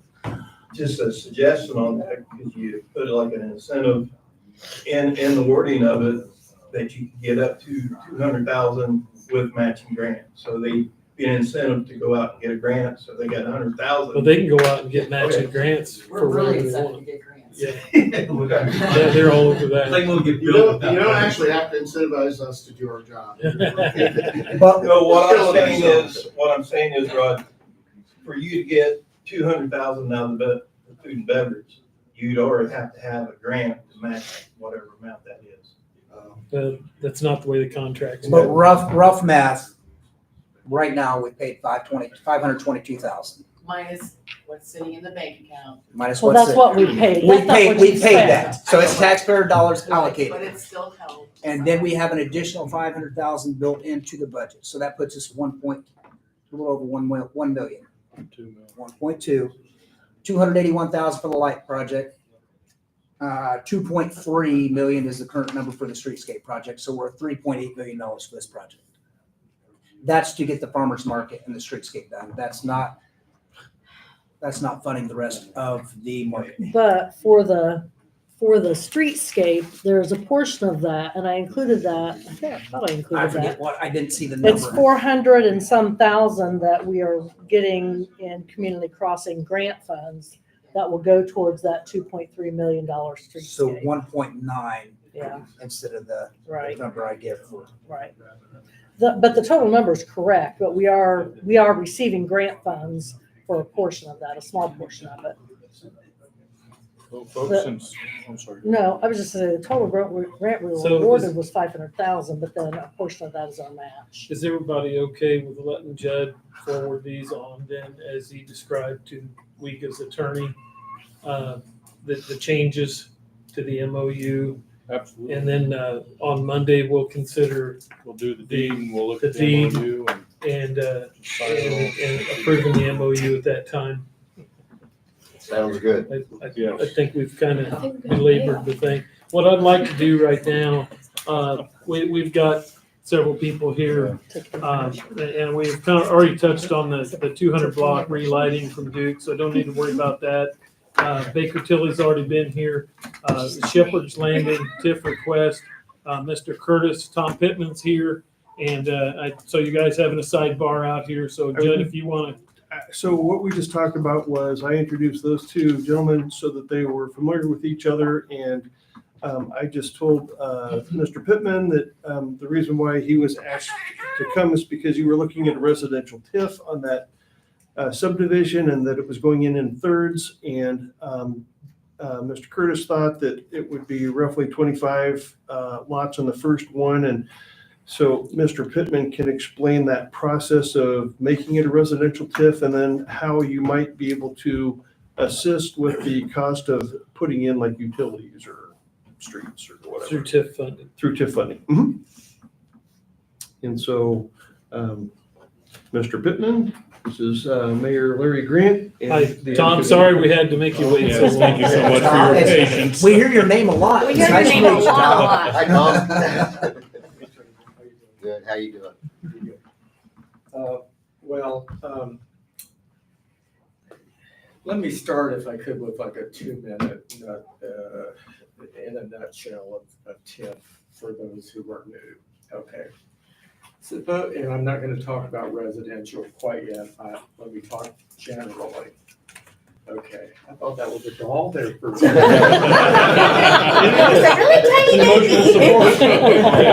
So suppose you have an area of the city.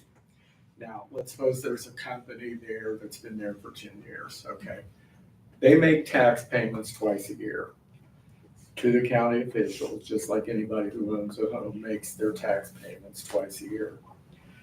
When the county officials get those tax dollars, they effectively divide those dollars up among a pie chart of recipients.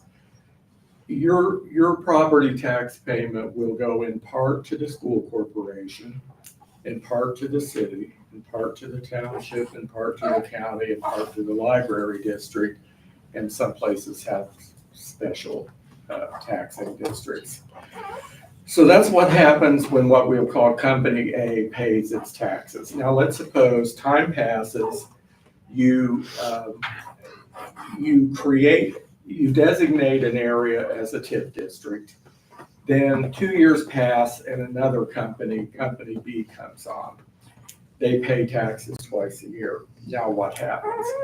When Company A pays its taxes, those taxes continue to go where they've always gone, to that pie chart of recipients.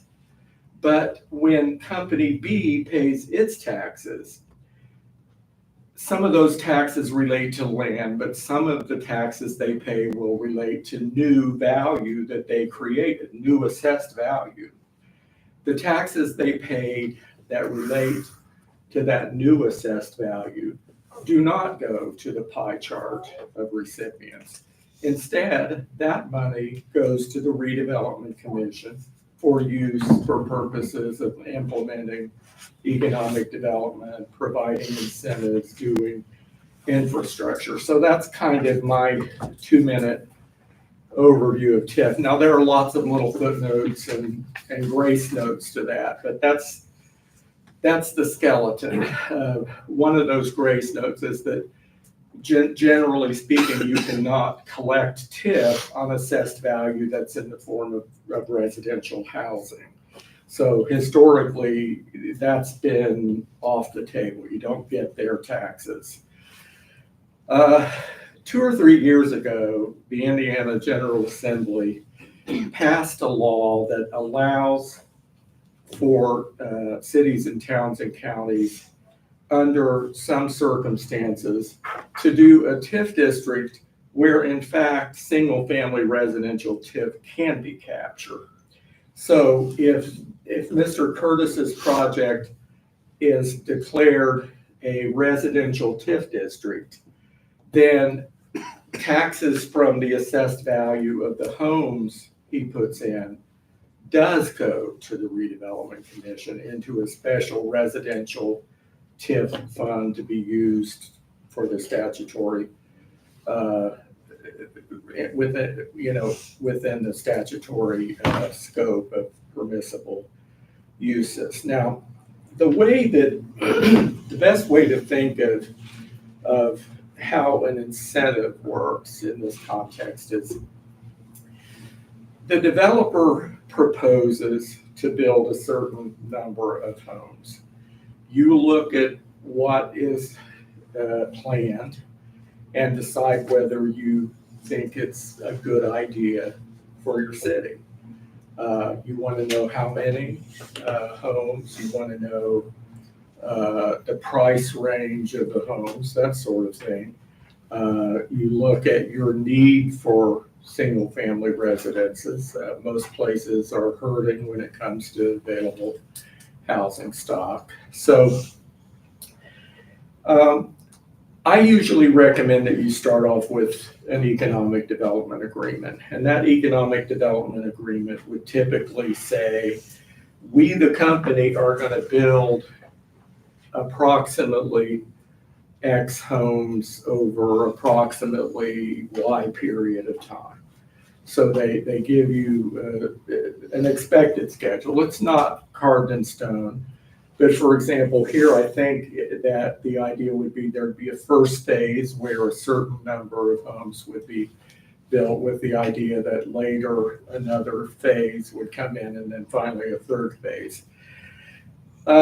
When these incentives, and then the city would tell the developer what it is willing to do by way of an incentive. So the incentive will start with the creation of a residential TIF district, but that's apart from the developer. That's just a set of procedures that you have to follow, and it's sort of a check the box process. It's very much like establishing a regular TIF district, which involves approvals by this body, plan commission, city council, and then back to the redevelopment commission. But it has a couple of extra aspects to it, and it has some additional time windows built in that cause it to take longer to create one of this type of TIF district than a normal one. But it's not that long, 4 or 5 months. So you will make the policy decision as to how attractive the project is to the city. And then you will decide how much of the TIF that's projected to be received each year that you're willing to give back to the developer. That can be anywhere from 10% to 100%. Your municipal advisor will provide rough projections on how much money is expected to be generated from taxes paid on these homes. But typically, the way I nearly always recommend it be done is that you might decide, well, we're going to give this developer the benefit of 50% of this TIF, or 25%, or 75%, or whatever. That's a policy decision. Then the way it works is that the structure is such that the city is not asked to bear any risk really at all. So the vehicle is in name only a bond, but what it really is an assignment of a contractual right to receive X% of the TIF revenues over an agreed period of time. That means that if zero TIF gets generated because of a stalling, another pandemic, whatever, then you owe X% of zero, which is zero. If 10% of the projected increment comes in, then your percentage is based on that. So you're never in a position where you have to come up with other city funds to make these payments. There are a lot of things that can happen with tax laws that might affect potential changes in Indiana tax laws, potential changes in Indiana TIF laws, and that risk, I think fairly is borne by the developer. Now, if they do everything that they project, it's going to be a very good incentive for them. You would typically require that the right to the incentive be tied, for example, to construction of infrastructure needed for the project. Strictly speaking, legally, you don't have to do that, but it makes sense to do that, and that's probably what is contemplated in any event, that the incentive would go toward infrastructure needed to the project, and really ultimately can be used by the developer to buy down maybe some of the cost of the homes, right? Because if there were no incentive, then the cost of the homes would have to factor in all the infrastructure, whereas if the TIF goes to the infrastructure, then the developer's in a position to lower the housing costs. So that I'm sorry that's so it is complicated. I like to think that conceptually it doesn't have to be that contemplated, because the decision, as I say again, is one, do you want the project? Two, how much of your TIF stream are you willing to give up to get it? And those are your policy questions. So that's what I have to say. Yes, sir. The term of a TIF? It can be up to 20 years for residential housing. Starting with the clock starting on when you first make when you first have the contract in place to make those payments. It's 20 years from that. So effectively 20 years when you've got a project that you know is what you're looking at immediately. That's different than a typical TIF district. And I heard Joanne talk, in conversing there with Kyle Carlson, talk about how it's regular TIF district 25 years after a debt issuance, which has not occurred. Mm-hmm. So your current TIF district clock, 25-year clock, has not started yet, if I understood what was being said. But yeah, 20 years, theoretical maximum of 100% of the TIF.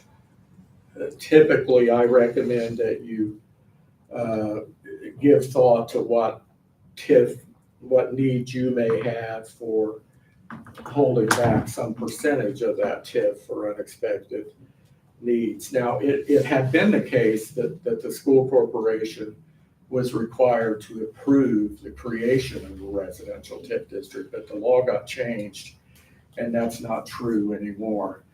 I think it can be said that school corporations often take a hard look at the creation of a TIF district.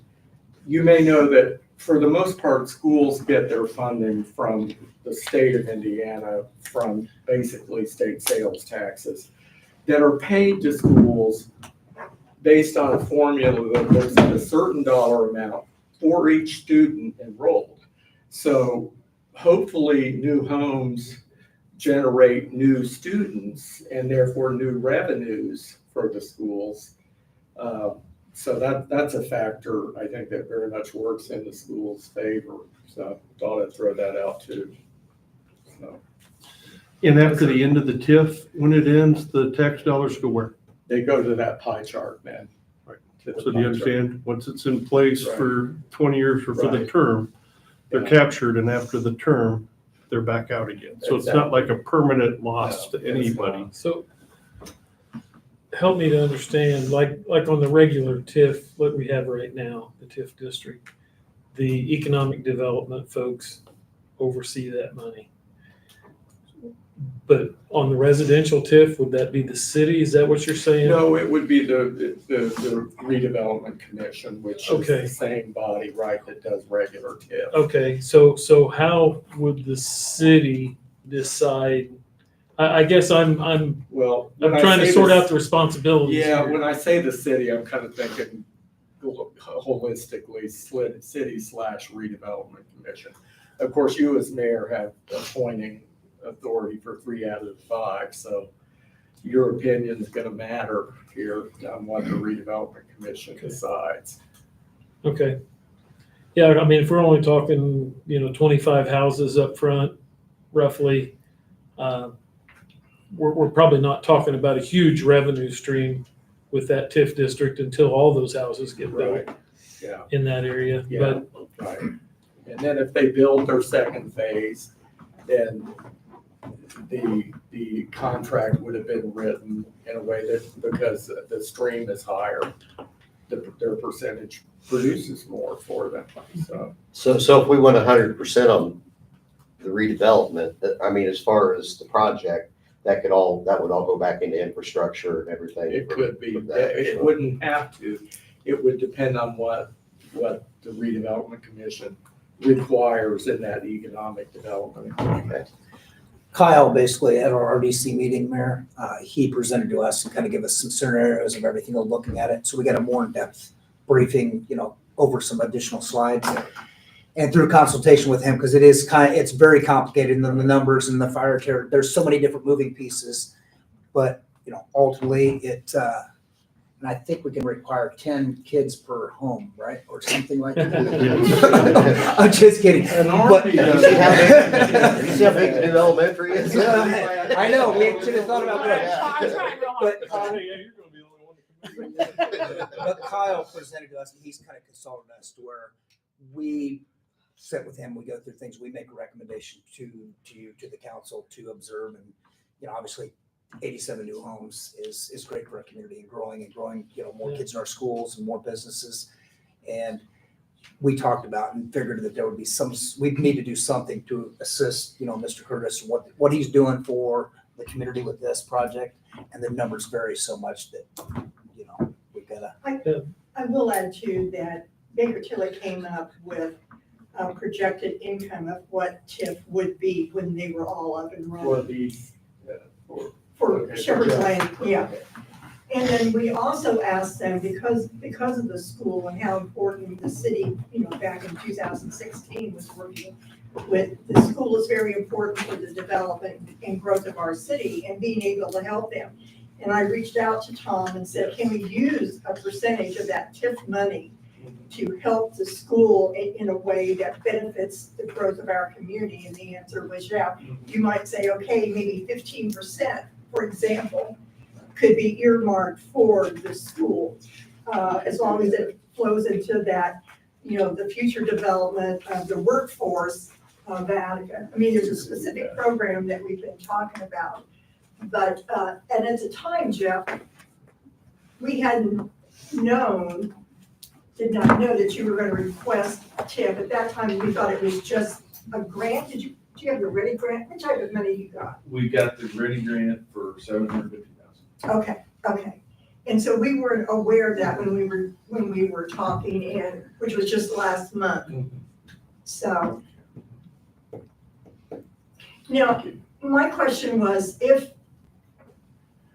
would you incorporate that whole area, even though it's in phases? And when the second phase comes in, do you have a new timeline that starts? You don't. No, it's from when the first money is distributed. Right, when the contract is signed, that provides for the provision of the TIF. Right. It's from the time that it was signed, or is it from the time that money is given to them, whether it's through a bond or whatever? From the time the agreement is signed. From the agreement, okay, gotcha. Which I think, Tom, that's the one where Kyle's talked to us about the tax allocation area, the economic development area, and, a 2 to 3 month process for us to go through all of the different committees and things like that to get back to the city and mayor. So that's where we're setting that great big, spot, and the other spot, any tying adjacent areas that we may have future development to where we're looking at potentially something else there. Cindy. And for this type of district, and I've worked with, he's great. He's forgetting it takes a couple extra months because of additional procedures. Right. Normal TIF district, 2 to 3 months. This kind, more like 4 to 5. Okay. So I understood that also the difference between regular TIF and a commercial TIF and a residential is that the residential TIF is with the developer. It's not an area that you designate, and then whoever enters that area participates. I think, isn't the agreement with the developer? You know, it really isn't, Rod. Okay. It ends up sort of looking that way because the selection of the area to designate as an allocation area is gonna depend on what their project is. So in that sense, they're related, but it still is an area created and controlled by the commission in the same way as a normal. So then the question associated with school, if you're going to allocate that amount, can they actually do that without the developer and landowner's permission? Well, that would, the terms of the agreement, Would define that.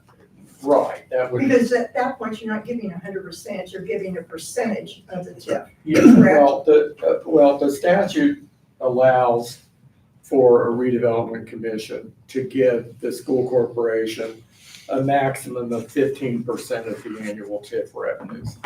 That could be built in here as well, but it would be by contractual agreement. Thank you. Sure. Yes, sir. To take one of Cindy's questions, you can't say on phase one, you can't have that legal description of phase one and make that your allocation area and capture that for 20 years. And then as they start selling out of one and start looking to build in two, then designate two and start the 20-year clock again? If you subdivide the property Okay. in a way that separates parcels that relate to phase one and designate a second set of parcels, you could do exactly what you're describing. Would that be based on how fast you think you're gonna fill those, I mean, if you're gonna fill them fast, you would just do it all at once. Right, exactly. Have one set of Yeah. overhead costs. And Yeah, but you're right, I mean, you could. Now, You'd want all the infrastructure put in, I would think. you would want it put in, but you might want to hold off on the source of the incentive so that you could make it more by having a separate clock for each separate set of parcels. But would your cost go up if you're waiting 2 or 3 years? Would the cost of that infrastructure go up? You know, it isn't really tied as directly as I Okay. think what you're saying. These folks are gonna have to come up with the money privately to do that infrastructure. We would be giving them, you know, an incentive over time, but we're not upfront financing anything, even though we can by agreement require that they put in infrastructure on a certain schedule. That's a good idea, though. I bet you'd have to subdivide. It couldn't be, you know, one large parcel. It would. And are you talking the tax allocation area? Because I know Kyle talked to us about part of it being able to where you cast the wide net for the economic development area. Right, Where if we yes. want something tied in, Yeah, then the tax allocation area can switch. So if we did buy parcels to right. expand. Yeah, I mean, because the incentive to the developer is he wants them there and sold as quick as anything He does, because the yeah. incentive and the agreement's gonna be built in right, for him to obviously, right. for them to get the project completed, Yeah. so.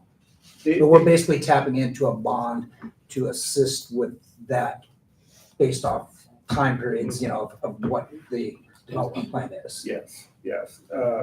And normally the clock would start when you made a commitment to pay TIF from the parcels in that allocation area.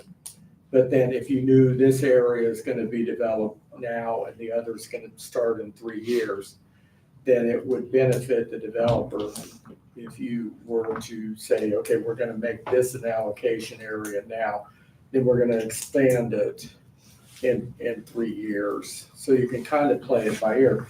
There's a bit of a risk,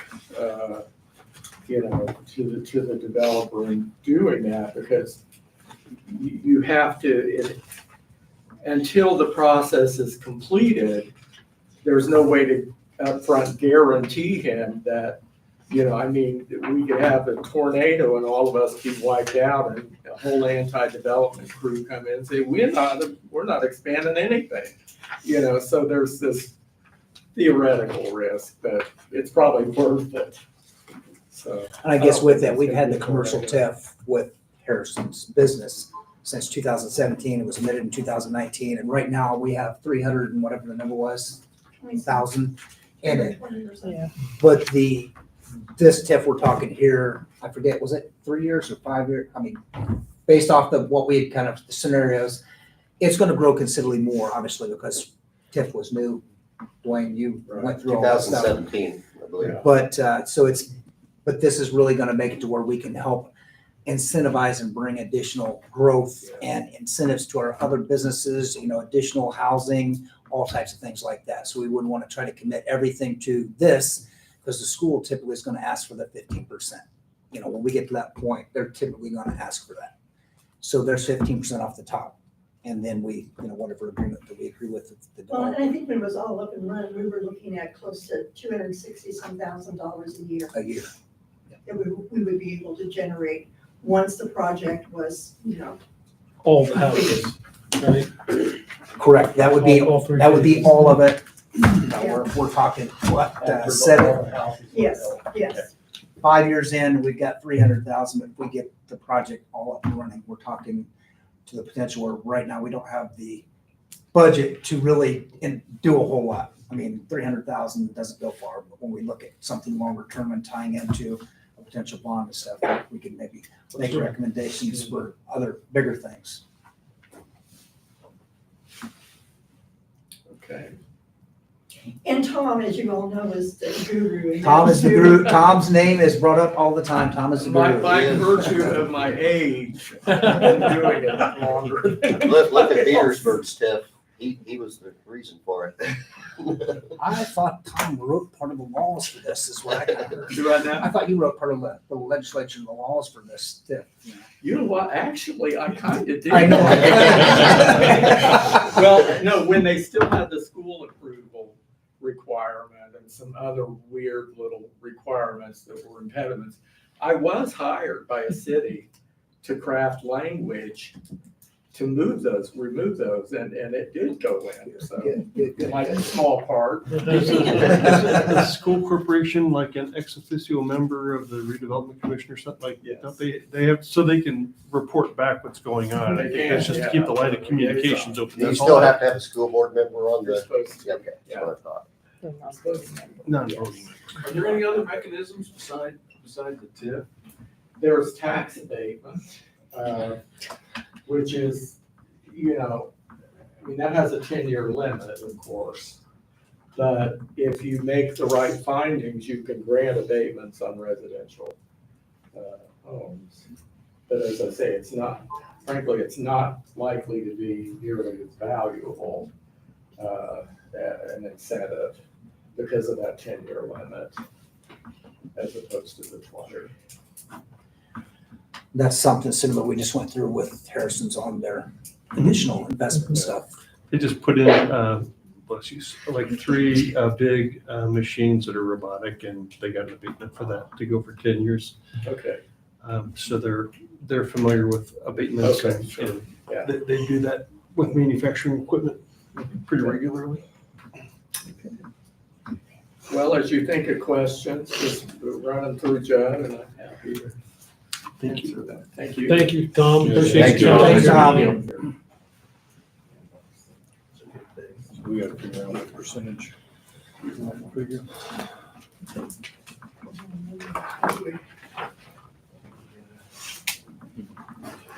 Thank you. Okay, I brought some booklets. One thing. My calling card. Oh, thank you. They're small. This is the up-to-date current law, which I and a couple of my colleagues. There you go. together. That's impressive.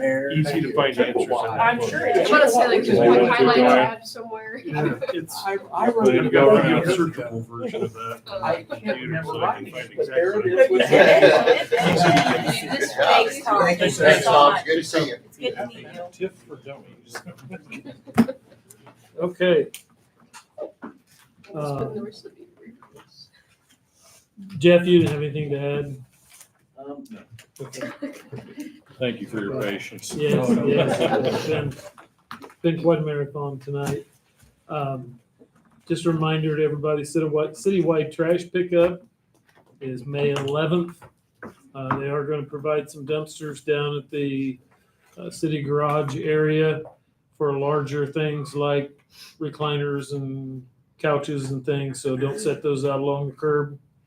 I imagine that there will be some people coming around, some private people going around and picking up metal as they find it. So we've got that going for us. That's always almost a freebie for the city. But if you got anything larger than 5 feet, needs to go down there to the dumpster. Is that something that we could get put out on a piece of paper that we could share on Facebook? Yeah, I We'll haven't. put it on Facebook. That you will too. Like, remember, I think they had last year, like trash cans, or a couple of years ago, put out like things they won't accept at the Right. road. I haven't seen anything from them officially yet. They're Okay. supposed to send that to me, but they have not done it yet. They just told me that verbally. I'm sure it's probably close to exactly the same as Yeah. what it's been in years past, but just as a make sure. Yeah, yeah. They will have an electronic dumpster too, as usual. You know, I asked him about that, but he says he's gonna have to get back with me on that Okay. because he said last year the electronics ended up in the same dumpster with everything else and they didn't sort it, so. There was a ton there, I know that. Yeah. So, yeah, but I did ask him about electronics and he said, I'll have to get back with you on that. There was overflowing out of the electronic dumpster. Yeah, well, that's probably why they ended up in the other one. Right, right. I just wanted to add that there will be the shredder. So for any business that's got records that they need to have shred, that shredded company will be there. That's so nice. That's It is, I know the school utilizes. They're gonna be down at the garage area? Well, not the garage, area. Well, where the dumpsters already Yeah. are. Recycling. Yeah, okay, yeah, yeah. That's where Yes. we had the dumpsters last year. Yeah, they bring in a huge truck and, yeah. That's awesome. I just want to compliment the council and Jeff. I mean, this subdivision's a big thing. It's kind of going to launch things. And what he's talking about, the TIF district, that's pretty common practice. You look at any area that's expanding and growing, that it's a standard practice for them. So thank you guys for kind of looking forward and moving that. Thank you to Jeff and the Harrison family. Thanks, everybody, for being here tonight and for your input. I appreciate it. Especially the Wega people for being the Wega people. That sounds kind of funny. Folks from Wega. Does that sound better? It is a day of the eclipse. Our next meeting is set for Monday, May 13th, regular meeting, but we do have a meeting a week from tonight, same place, and we'll take up the Wega property transfer and all that again, and then the fire department will have their hearing on that same night for their grant. So hopefully it won't be a 3-hour meeting again, but We'll take 5 minutes. I like it. Promise? You didn't get up immediately. Garrett left. Yes, I can make a meeting go in 2 minutes. Yeah. Anybody else have anything? We have a motion? I won't be at the next meeting. I'll be at the Monday meeting next week, but I'll be on vacation in May. We can still be here. For you. Thanks. Seriously, good for you. I meant that was not sarcastic. That was a legitimate. Yeah. No, really. You use the excuse of having a baby to not be here. Scott, did you have something? No. Oh, okay. I make a motion to adjourn the meeting. I will second that. Have a motion and a second, all in favor? Aye. Motion Who's on? carries. Mayor. I got-